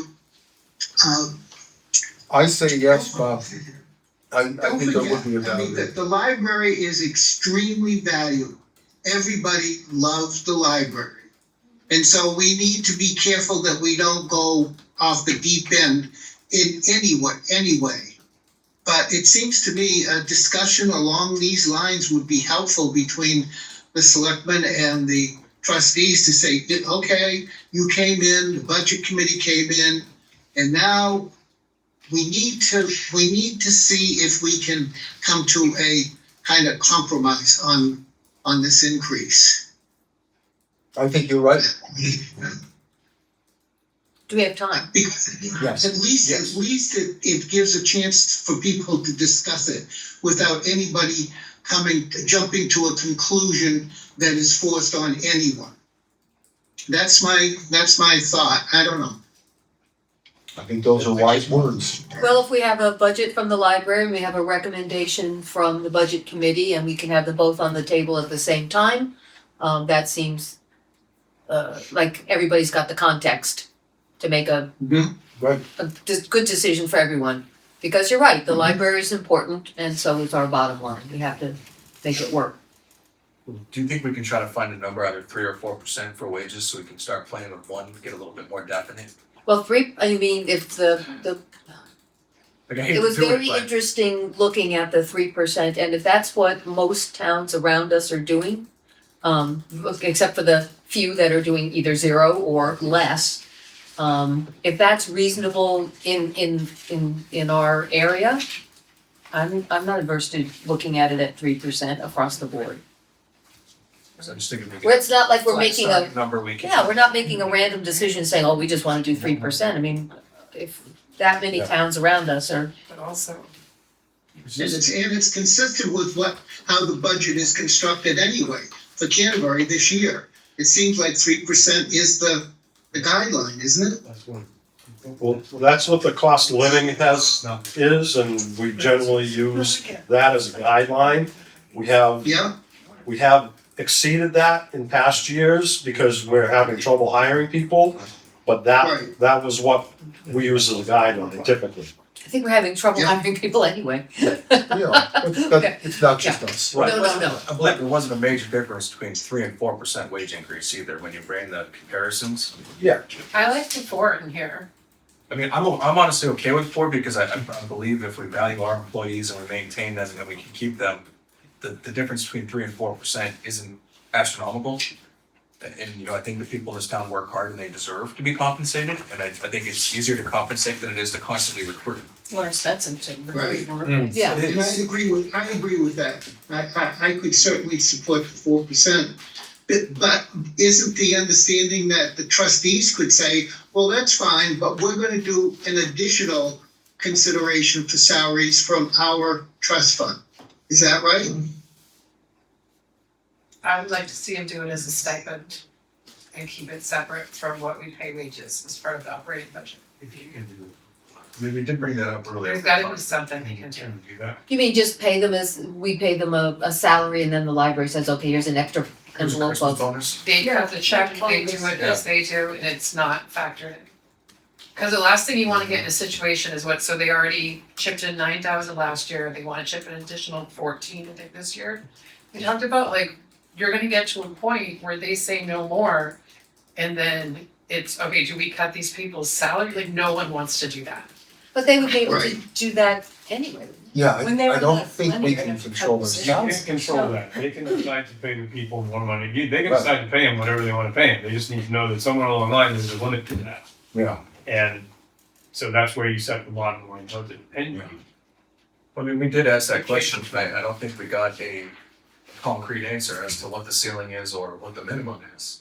And that makes it tricky when you're trying to plan 5-10 years down the road, and you have turnover in employees, higher starting salaries, COLA every year, it adds up and it becomes a bigger tax burden on the town. Well, I think- what happens when the money runs out in the trust fund, right? Then what happens to the town, and what do the voters do with that? Well, regardless if the money runs out, if they're not willing to expend it, and there's only been a commitment for maybe 5 years, so it doesn't matter. Yeah, right. But I think Bob has a good point that it's worth, if the budget committee wants to make a recommendation and if we need to look at perhaps Kelly's suggestion of how future budgeting might work and compared to what the library has already presented with us, it seems like we've still got we've got some more to talk about before we decide. Yeah. So are we in agreement 4%? Oh, I don't know, if we need to agree that right Well, now. just for the baseline, moving on it, like, we're working off a 4% wage increase. Just for the sake of numbers, like, are we okay with that? or Well, are we we've still got working we've got 2 budgets proposed to us, one with 4, and then looking at it at 3. it's kind of difficult to have two Yeah. that we're Right. calculating at the same time. So Yeah. if you agree on one number, that would be. That's what I'm trying to. 3.5 would meet in the middle. Like I just. That's their increase. Is We're talking, this an average increase per person, or is there individuals in here that are sucking up more of it? I don't mean sucking up, but are they? Yeah. nice. Is it throwing No, off? Is it it's throwing across, off? it's across the board, you know, and again, I would say, I It would is across the say, board, you think? Including police, not including police. No, so not across the board. It's per Police person, board, per person, there's either some sort of raise happening or it's just COLA. So for police and library, and I think for one other person who's getting like different hours or something, like those are raises related to that, but then for everybody else, it's just COLA. So I wanna know, is it 3% or 4% for COLA? Because that changes the calculations a lot every time I have to do this, so right. Okay. I don't know Charlie, the your numbers. suggestion was 4. I'm okay with 4. Beth? I don't know. I would like to say 4, if it's reasonable, but, Cut the baby in half, just 3. Well, 3.5. because I think and I could be wrong, Ken, but we talked about it. It was only a difference of like $100,000 in wages, the 3 to 4, somewhere in that ballpark. Right around there. Yeah. but it adds, you know, again, we spent, you know, and I don't need to be cheap about it, and I don't want to be, but I'm just thinking we spent a good amount of money to buy down the tax rate, and we're looking for every dollar, and everybody's, you know, again, if cost of living is 3, I guess for me, for the I don't- difference of $90,000, I'd rather keep the road crew. I'd rather keep our police officers, and I'd rather keep people happy than constantly putting out help wanted, help wanted, help wanted, help I wanted. think that's gonna happen anyway. I just don't know if we can afford the 4% again comfortably, and I rely on the number crunchers more than my perception of things, is if the 4% is something we can do, sure, I'm very willing to keep our people happy, that's not the point. The point is, what can we afford, as you keep saying, and if we can afford the 4% comfortably, then I would say yes, we comfortably agree to buy down the tax rate by spending a good chunk of money. So And I think the people who are here, who are working, who are, you know, getting a salary and the cost of living increase like everyone else around us, and that's 3, So you're saying 3.5? Want to meet in the middle? sure. 3.5 it is? 3.5, all right. The way you look at it is cost of living adjustment, right, COLA, right? Cost of living adjustment, everybody's rate goes up. Then you have people for whom you make a salary adjustment by position or whatever, Yeah. separate from that. Which we're doing, Here's the only thing that I would think about is to look just a little further down the road and note that in 2027's budget, we're gonna be looking at a $4 million opportunity. Yeah. Right, cause it's at 3.8 now. Yep. And, a long time ago, some of us wore helmets and hockey masks when we broke the $2 million. Right. And it wasn't unfortunately that long ago. No, it wasn't. So one way to help pay for that, I would suggest is the police cruiser at 66,225. That'll take a big chunk out of it. well, as we Yeah, I discussed think with the if chief, you're- he'd yeah. rather put it in the people than the Yeah. car. I'd rather invest it in the people and let the car hang on a little bit longer. Yeah, oh yeah. Does Well- taking that out make the 4% increase more reasonable? Numbers. All right. Yeah. That would take more than the time we have right here. Oh, yeah. Yeah, can we, so I think the budget committee recommends that you cap the library wages at the 3-point mark as Ken recommended, giving the expense line at what was it, like 265. Call it an even number, but we recommend a revisit of it. And then, I think, is that where you were at, Bob? Revisit, rediscuss with the trustees, put a cap on it. But it would only be 3% if we decided 3% across the board for everybody. If we decide 4, it would be 4 for the library as well. Yeah. Actually, I wouldn't even discuss that No. with the trustees, I would discuss 265 period. Here's your bottom line, here's your town expense You line, decide how you're. you fit how you want it in there. I think that's how we have Yes. to proceed, that's our job. That's your job, you don't have to figure it out after Right. that. Can we talk about the Packer truck? We're not really buying one for $150,000 this year, are we? So the current Packer truck has 32,000 miles, but 50,000 hours. The, hopper is rusted through again, so it would be, need to be replated. The turbo is making some noises that it shouldn't be Random making. noises. The selectmen met last week and went over the whole Aries report, trying to decide how to move forward on that. And the thought was to buy a Packer truck to replace the one we have now. And they have, we had a person that told us that we could run an electric hydraulic pump with some fittings that would stop the truck from idling all the time Mhm. for around $20,000. So the thought was to purchase a Packer truck, a used Packer truck. I had looked online, 120 to 140,000, something like that. So we figured 150 would be a safe number. And then further study the Harris report to determine whether we should start putting money away into that transfer station upgrade fund to look at a possible compactor, whatever. Some of the recommendations that Aries made. But that the truck and the retrofitting it to work run electrically would extend the life of the used truck. So we were looking at And it like, Wouldn't it extend the life of the truck we got? I think it didn't We've sound welded like bottom the of truck deck that we've together a got would be couple like. times already. We welded the bottom, we fixed the rust a couple times already, and it was a pain. It was difficult, but it was also a few $1,000s. We put $10,000 into it this year, and at what point is there a turnaround on that? Yeah, it's what, I don't know if you 27 guys years just- old? Yeah, it's almost 30 years old, Bob. So Oh, yeah, no, we I think remember it's, when we bought it. yeah, we've had the problem. Bob was still here. Yeah, So that's the question. That was Yeah. I think it honestly buys us time to figure out the dump issue. That gives us 3 more years of using a wheel over reliable transportation, whereas buying containers and trucks and. Yeah, no, the main difference is if you can drive 6 miles to dump. Right. If you're gonna drive 50 miles, that's a different piece of different quality. equipment. Yep. I get it.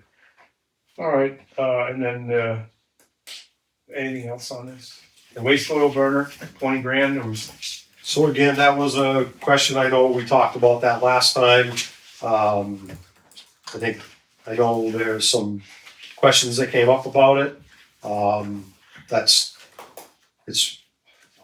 Certainly, could we not buy one and hope that we have a vendor or somebody that keeps taking it? Yeah.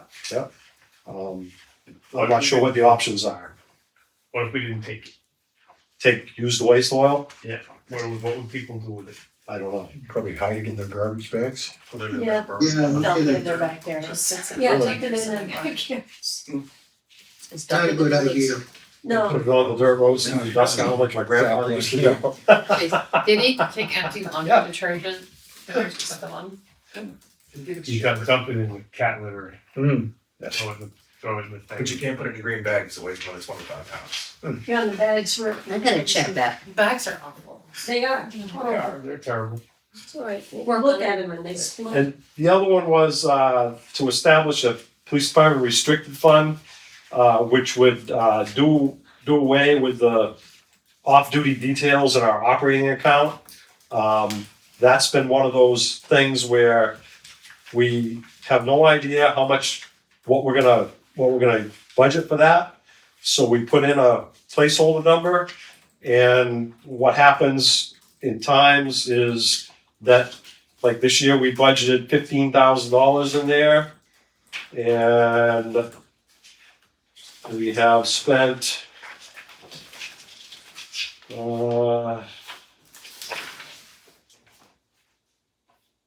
we've spent $33,573.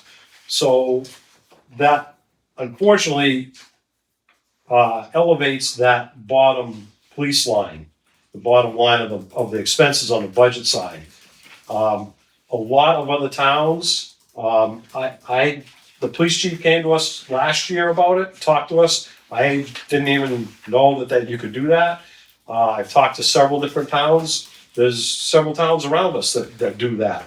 What they do is any of the detail pay goes directly into this restricted fund. We pay the payroll out of that. It's like a separate account. It doesn't hit the general ledger. It's a separate account, and we pay the payroll and out of that. So And it's then- like pass-through money, it doesn't go out unless it comes in first, Correct, and so it just correct, doesn't show. in the Correct. budget. It's a We due do to have and due from. Pardon me? Can we do that with the library wages? I don't know. I don't know. What are these off-duty details in general, that there's? So when such an they, increase? when a tree company hires a police officer to do a detail on the side of the road because they're cutting tree limbs, or a power company hires them, those are what those details are. And those three companies don't reimburse us for that? They do. Yeah, they do. That's what, Oh, so It's just a they, different we way. have, We make money on we it. make money on it because we charge for a police officer's rate, a cruiser rate, and then an administrative fee tacked onto that. So any money that we gain other than wages could be used to buy a new police cruiser or buy new police bulletproof vests or new radios or anything like that. They use it as a So why are equipment fund. I'm confused, why are we establishing a restricted fund for that? Because that's the only way to put the money in and out. Ah, And it gets it out of the operating account. I And it's see. just a wild Um, guess every year, right? Because we don't know how much tree work or special events there might Correct. be. Correct. It's really zero then, Yeah. Yeah, in it's reality, as far as pass-through. expense is concerned. Right, can I ask you a question about the special fund? Yeah. You just said, because we charge 3 different pieces. Right. They pay it all, it Yep. would all go into that fund? It would all go into that fund. So then the wages come out, so the balance begins to grow in that Correct. fund. And the rules of that fund would then allow us to spend the difference on any police expenditure we need to spend on. It would be how the warrant article was worded, because we'd have to do a warrant article at town meeting. Okay. Other towns have given me some language that they've used. And basically, it's basically to fund, payroll for off-duty detail work and other police department equipment. I mean, it can be as basic as that. So, Sounds smart. It doesn't, it doesn't. I don't like things going off the books. So basically, it goes off the books. You no longer get to look at it. we keep track of it as part of the QuickBooks, like we do the escrow fund for the planning board.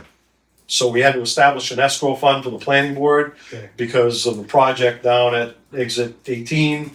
And so what happens is when they get an estimate for engineering or site work or something like that the town may have to hire, then we pass that on to the developer. And so it's a separate account, but it's run through our And we QuickBooks. can include the information in the annual I was report, gonna say, right? how does it get reported? So it's not in the operating budget, but we can have another page that Correct, says it would be, special funds. we'd have to establish a separate line for it somewhere. So it would show up like cap reserves now show up in a separate place and then it would be It just, would have to show up in a separate place. yeah. The state police wants our troopers, our soldiers, our police to help them with a stakeout or something, do we get reimbursed for I that time? don't think so, No, that's police. yeah. Otherwise, otherwise we'd get paid for all the time they spend on the highway and the fire department goes out. This is, No. this is for when they go to the racetrack, when they have a big race and they're out there all weekend. Yeah, And the racetrack pays the town a certain amount of money to do that. And like I say, same thing for the roadside details, those types of things. I feel like we see it a lot around town on the reverse end. If like Unitil or Comcast is doing something, you'll see a cruiser from another town. Mhm. Yeah. Yes, That's correct. Yeah. Yeah. Yeah, you wait because the police department has to cover the town first, then they do detail pay, and we don't have that many, we don't have enough officers available, then the detail goes to some other, some other thing with flashing blue lights. Yep. Interesting concept. And how do you extract the excess funds from it? It, again, it depends on the wording from the warrant article. You could make the selectmen agents to expend, that's what some other towns have done. You could make it that the town legislative body is the only one that can expend those funds, so every year, if you want to expend funds from it, it'd have to be a warrant article at town meeting. Yeah, it would have to be a voted appropriation, right? So we have to, you still have to appropriate if you're gonna Yes. spend, but you don't have to appropriate if you're gonna spend it on police wages. Not wages, on, It's still wages, I mean, payroll tax, retirement, all of that goes into paying for detail pay. I'd have to check on that, I don't know. A creative concept in,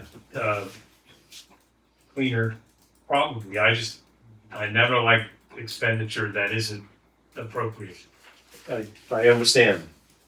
But again, Yeah. several of the towns are doing it, they've been doing it for many years, and we just thought that was a way to clean up the operating expense a little bit. And the flip side, you then wouldn't use that. You wouldn't use the revenue going into that fund to offset, they would not offset Right. taxes. I have a couple of questions that I think are very small money amounts, but they get back to the wage issue and consistency. And I'm Sure. looking at the printed budget you handed out when we walked in. On line 4150.03, the bookkeeper wages, that's only marked to go up 1.3%. So, any of the ones that are less than 4% are because of a change of hours and how we calculate it. And so for accounting clerk or bookkeeper wages, it's 1.3 because we were budgeting Too much. too much, Yeah. basically. You Oh, also okay. outsourced payroll, right? So I'm assuming that changed. That was me.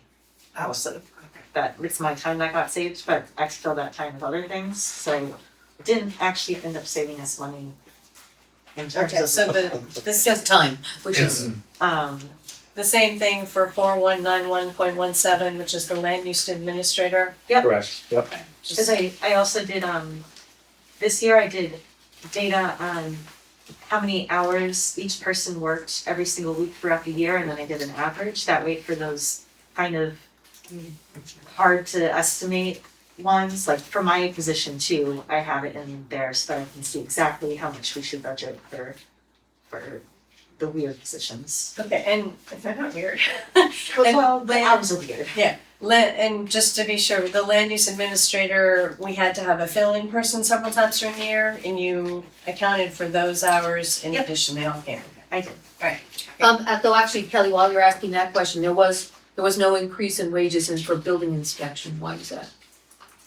He didn't want one.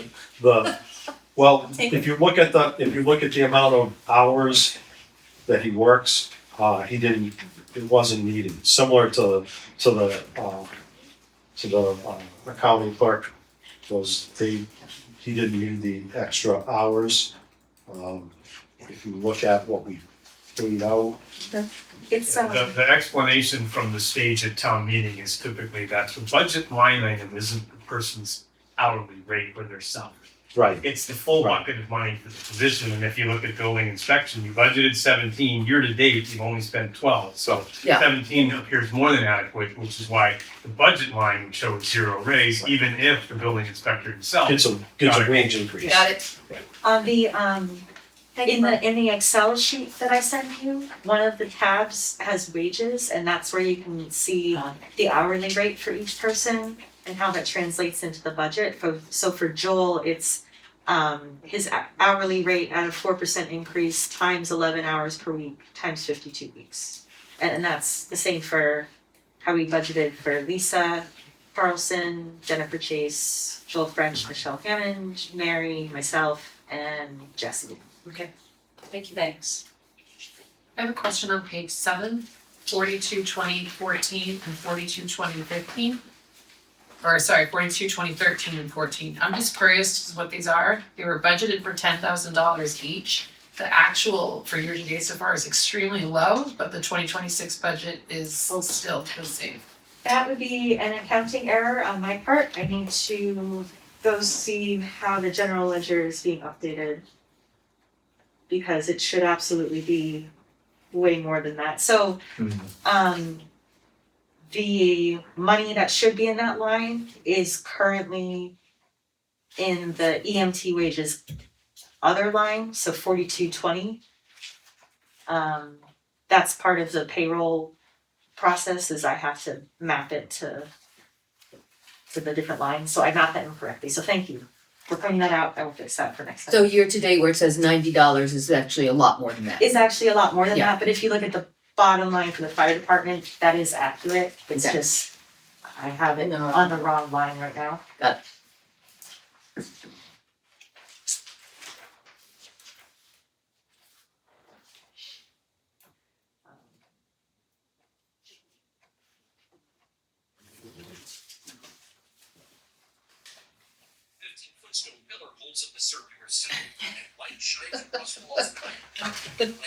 Hello. Decided to start something?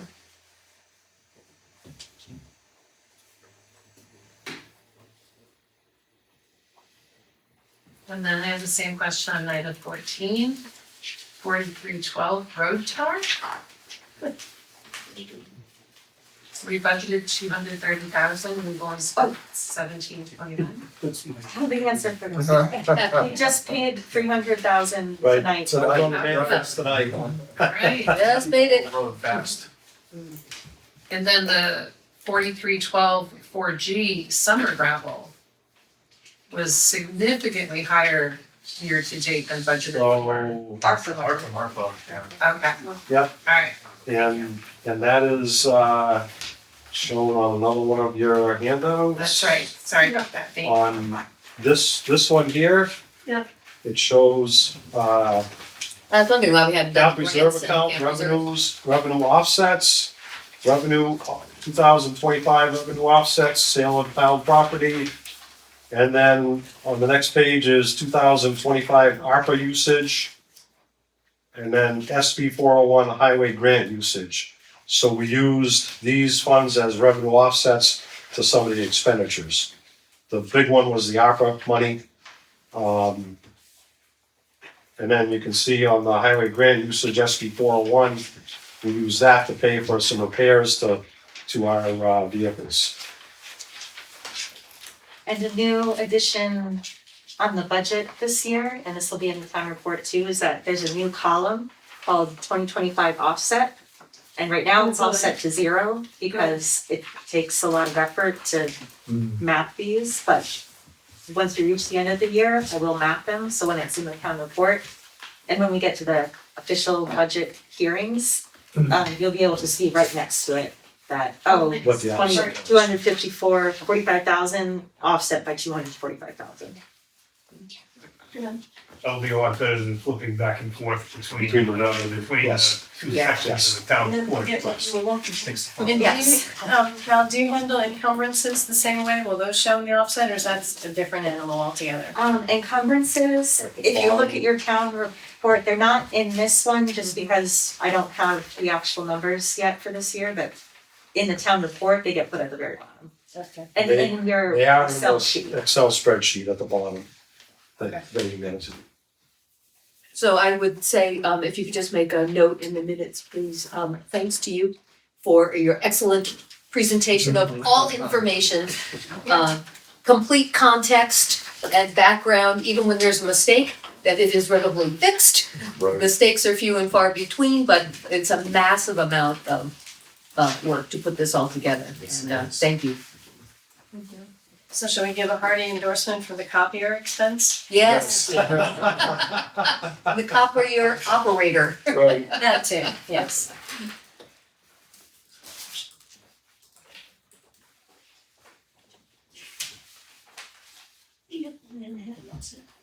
I didn't wanna see Cal with a burnt back from pouring that one out into the pond. No, Then the liability line would really go up. Do we have any, reval expense anticipated for next year? Andy's gonna do it, right? Correct. Do we have any expense that you should pre-budget for? Do we have to buy data, part- where to do anything we need to do? good question. I don't have any dates on it yet, but that is part of her salary. She gets paid, her salary is elevated over 4 years. So in 50 years, she spends an awful lot of time doing a reval. Okay. But there are Then no 2026 is Third party yeah. expenses, vendor data stuff. Okay. Get her magnets for her door so they know she's coming. Yeah, She she does has have one. She has one. She doesn't. We have magnets to put on her personal vehicle because she spends an awful lot of time visiting properties. Yep. So we decided 3 or 4%. You decided 3.5. 3.5. That's decided. That's what I suggested, right? I wanna make sure, cause then when I go for the numbers, I'm not calling the wrong ones. Thank you. All right, thank you. Thank you. Thank you all. Good data, very helpful. Are we coming to your house, Bob? So did we send Yeah, it sure. out or we just gonna talk to the trustees and see what we can arrange? Meet with them again. Yeah. Resume. The energy committee member, Jim. They didn't show up. Great job. That must have Thank been you. what we. Thanks, Bob, good night. So we'll Night. just not do that. But they didn't leave them. Because I didn't have the energy. Oh, I always had that. I got a room strike probably about 45 minutes before I showed up here and I've been hanging upside down. Get ready for winter. Make sure you have it. Thank you. Yeah, I know, man. So thank you, Bob. I like being a subcommittee. I'll recycle them and throw them. Almost like some ways to keep them because we changed them. Almost like a tolerance. I second That's why I asked the last Ashley one. raised the rates for the. Ah, So okay. I gotta catch up on. Yes. Yeah, I've got all sorts of There are some people who are doing messages that need to construction that's a business. And so all yeah, taxpayers are Yeah, most of subsidizing the their brands are disposal. are Part of pretty their much business that's fun. Yeah, I think, The Wednesday, right? yes. We are going to jump in now Wednesday. We should discuss it. It's plowed out like. Thank you, Kelly. So. See you kids. Good night. Ready, thank you. Night. Night, Bob. Cheryl, goodbye. Don't get your plate. I will. I'll put in the cold one. I need to get. Uh-huh. Yeah, I'll go out and get my cars in because the guy has to park right across the garage. So I can't get the car. I wouldn't anyway, you know. It's just, So. Like a double Yeah, chocolate bedroom cake every loader. experience. Oh, no kidding. Got it. Nope. That he brought me. Just keep driving up and down every half hour. I love it.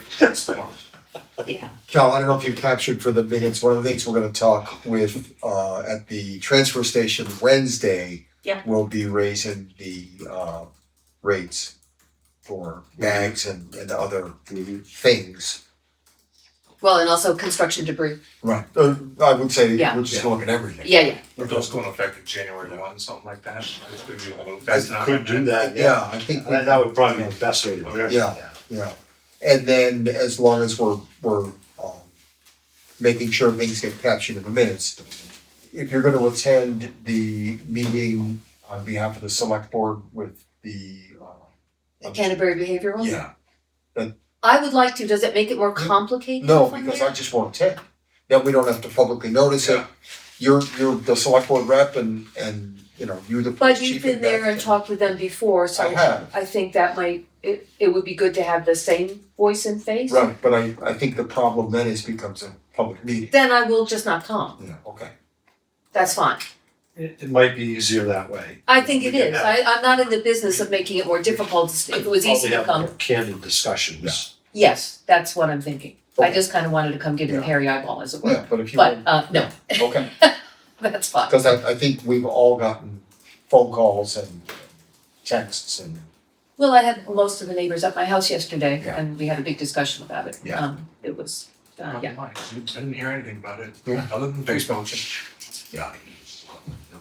Well, most of the neighbors at my house happen to stack wood, so Oh, that's good. It was- my house? Yeah. it was great. All right, so it looks moving on as though the energy committee was just a no-show, it being 20 after 7. I'll say we'll move on to new business. Okay, Unless we have any other, We do have the, letter from, non-public meeting minutes. yep, oh, yeah. If you want to Yep. go over those. Yeah. And we do have November 17th public minutes. Yeah. Was only, was no substantial changes. so Cal, could I safely move those then, period, without, Yes. okay. Yeah, sorry So- for picky grammar changes. Thank you. No, I. So motion to accept the November 17th minutes. Seconded. All those in favor? Aye. Excuse That's done. So turning our attention, let's look first at the, looks like Cal, October 3rd, November 3rd. November, okay. November 3rd. November. November 3rd on. So it That's says, the first, that's the first. I was just gonna say that. error Oh, I need to fix is in the header, it Oh. says, Very good. Yep.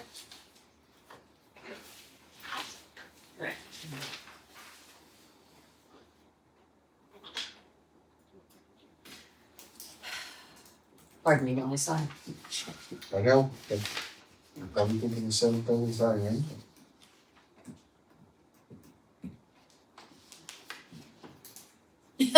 Excuse me.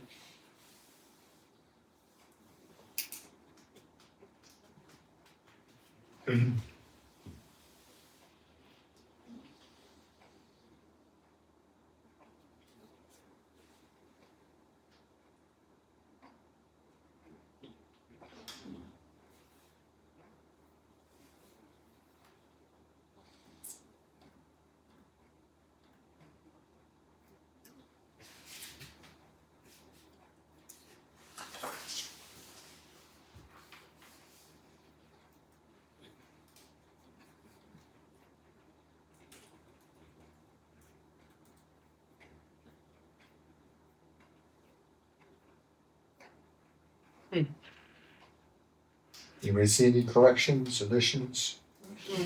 Okay, I'll make a motion, we accept them. I would second that. All those in favor? Aye. All right, let's pass those down. I appreciate the writing of that particular set of minutes. Yes, not the same thing. All right, there's those. So looking at the November 17th. This is a particularly boring part of the video and cursor while we sit and read.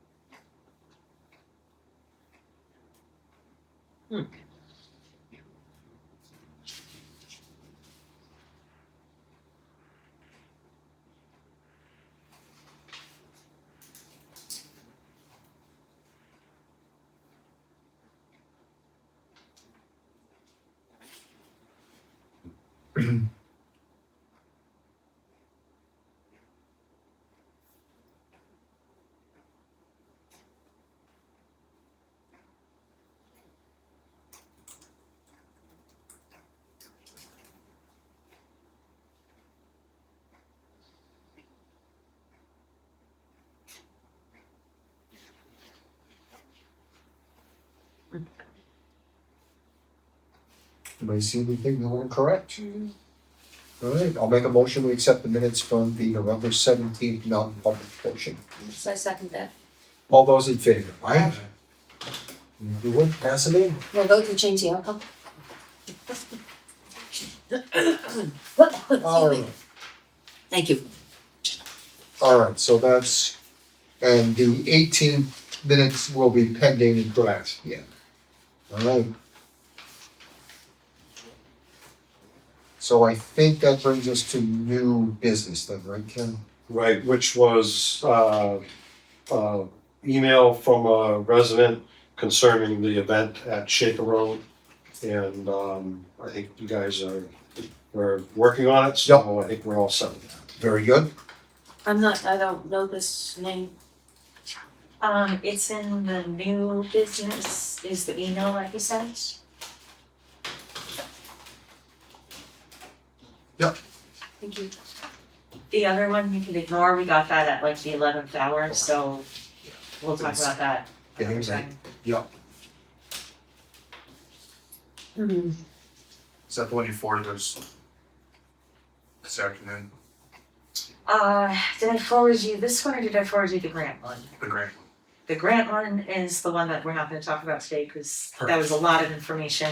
Yeah, I haven't really, I That's saw the the last header and, Yeah. Yeah. I was looking at the other information for the budget, so Too much right now to take in for. kind of what I I thought. think you'd like to look at it first. Definitely. That whole the situation is so difficult because, again, the sense that it's voluntary versus the sense that people are escaping. If it's a secure locked facility like a prison, that's an escape, but voluntary is something different. Right. So it's, but given the complications of their new kind of clientele, voluntary doesn't seem to be cutting it Right, and anymore. I will certainly repeat what I said earlier, Yeah. which is no one should be afraid to either let their kids go out in the yard or be in the backyard. And the flip side of it is nobody should be afraid to have their person in that facility where they can wander off and Very true. get lost and freak Or worse. or Yeah. worse. So both There sides, definitely is, you have a lot to talk about. yeah, we absolutely do. Well, Right. as a select board, we don't really have a lot that we can do, right? Because it's state. No, but we can say a lot, can't we? So, to mislead people, you don't wanna blow a false sense of. Oh, no, hope that we no, can do no. Something, I mean, we're kind So of I hands. think Yeah, I think the answer to that would be that you can approach it from a zoning standpoint. Determine from their original site plan that was approved by the planning board, if that has been a change of use. And again, I think a discussion with the property owner and then maybe with town council to determine whether the town could proceed along those lines where it's a zoning violation and require them to come back for another site plan review. And then the planning board could have an opportunity to say, well, we'll approve your site plan if we put these restrictions in place or whatever. well, and that was kind of I where don't we, know what else you would do. I don't know how else. you and that's would where we came down of the last instance with Yeah. the gentleman who Yeah. was Yep. ratifying the offense. In instances like that, are these facilities subject to, The only thing, site plan reviews biannually, like, is there a schedule, once it's approved, there's no more? correct, Okay. unless it's a It's a change of problem. use. Or change. Unless it's a change of use. The only other thing you might do is try and get the state involved, Health and Human Services, because they're licensed by the state. Yeah. That would be the only other avenue you could take. I think we should put a little asterisk next to that one. Okay. All right, old business? Yep. UMRLAC. Oh, Upper Merrimack River Yes. Trying to figure that one out. Lakes. Local advisory yeah. committee. So they let us know that David Day is not gonna be renewing his tenure Oh, on interesting. UMRLAC, so Okay. the select board is responsible for appointing a new person. Okay, I meant And the other, I'm sorry. I meant to put it out in the town email, but I forgot to. But I will do that with this coming town email, and if you guys find anybody, like, you do need to, we do need to find a new person. understood. What's the commitment for it? Don't know, And I mean, they and meet monthly, don't know. They meet monthly, monthly? and is Adrian still on it? yes. Adrian, okay. She might have. I don't know what particular skill set somebody might need. I would think a wetlands Mhm. or river. Certainly makes sense, yeah. I could certainly ask the Conservation Commission. Conservation Yeah. Commission to see if they know anybody, if anybody on the commission, Mhm. or if anybody they know. Yeah. The other thing I think we should do is send David Day a thank you letter for his service. How long has he been on that? Forever. Not that long. Yeah. We'll look Yeah. and see. But whatever period of time, we should certainly thank him for stepping up and volunteering.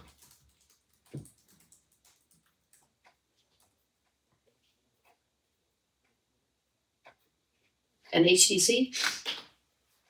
Did Alex Young. Alex Young step down? Step down. Did say what?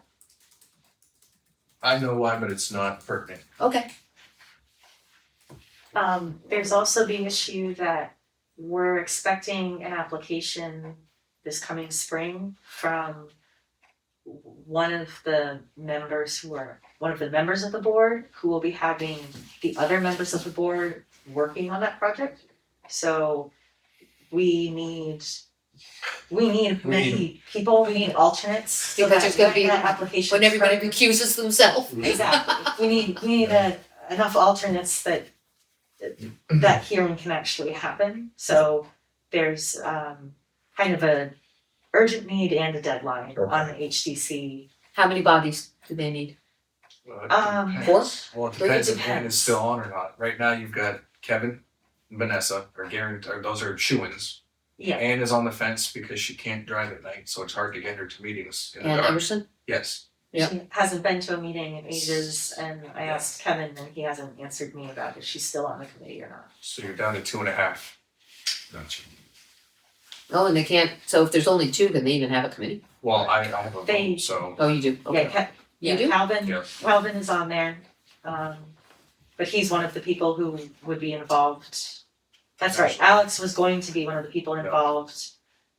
Calvin and Kevin will both be involved on the work that Vanessa Gotcha. wants to do, and Understood?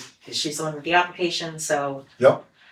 Okay, And you so, can have two alternates, I believe, so if we can fill Alex's position, Yep. if we can get either a new person in Ann's position or Ann to actually come to meetings and then two alternates, then you can make a quorum for that application Yep. that everyone will need to. count on Ann, which means you need two members and two alternates? Yes. Huh? Oh. Zero Well, cents. so I know that It was the a energy bug. committee and the So- community power committee are also in need, but like Yeah. this is a legal thing that's going to come up and be a problem in the springtime. All right, that's a biggie. Well, I Yeah. mean, I know in the past they sort of had a narrow perimeter of the people that they advertised for this committee. You know, people with I think they have to historical- expand their horizon. Yeah. I think they're gonna definitely We're gonna have to Cast a expand. broad net Yeah. on this one. Yeah. All right, And I think we save for a future date a discussion, a larger discussion on committees in general. yeah. Yeah. We have to at some point, but tonight's not the night. But this is a big, this is the big committee need. This one, yeah. Yeah, but actually, I think I can think of a lot more people who would probably be able to be suited for this than I can think of people who might wanna do community power Well, or something. this is completely. Do we need an HDC? I'm not saying abolish it. I'm saying like most of the applications come from Shaker Village. Well, I think first of all, we do need an We have a HDC. historic district, if we have a historic Because district, it's- That's what I'm wondering. It's in our zoning, Right. yeah. policies, I would say we would have. So this isn't one if you don't have bodies, you can't I don't think so. put into the wayside. I don't believe so. That might be an HMA question, but Yeah, but I would seem to think that we would have to because it's in our zoning regulations, so we would have I to. was just curious if you couldn't muster an HDC, does that put the select board as the acting HDC is sort of what I'm wondering if we can't get It bodies to may. fill it. My thought was that it could not come up with a quorum, then I don't know if again, that's a legal question, I have to ask legal, whether the selectmen would have to be the ones to sit in on it. Yeah, because if someone drops an application tomorrow, we have a legal duty to hear Right. it within a certain time period. Ken, I hate to add things to your to-do list, but could you run that by NHMA? Mhm. Please, because I think that'd be something that would be worth us knowing sooner rather than later. And beat the bushes for a couple of members and alternates. Today was the deadline for applications for the December meeting, so we can safely cancel the December meeting, then Okay. that buys us another month. Oh, okay, there you Very go. good. Good. All right, what else have we got? Anything? Good. Yeah, no? Yeah, I think I'm all set. I just need to make a note to remember to ask the Conservation Commission about UMRLAC. All right, I'll make a motion to adjourn. I will second that. All those in favor? Aye? Aye.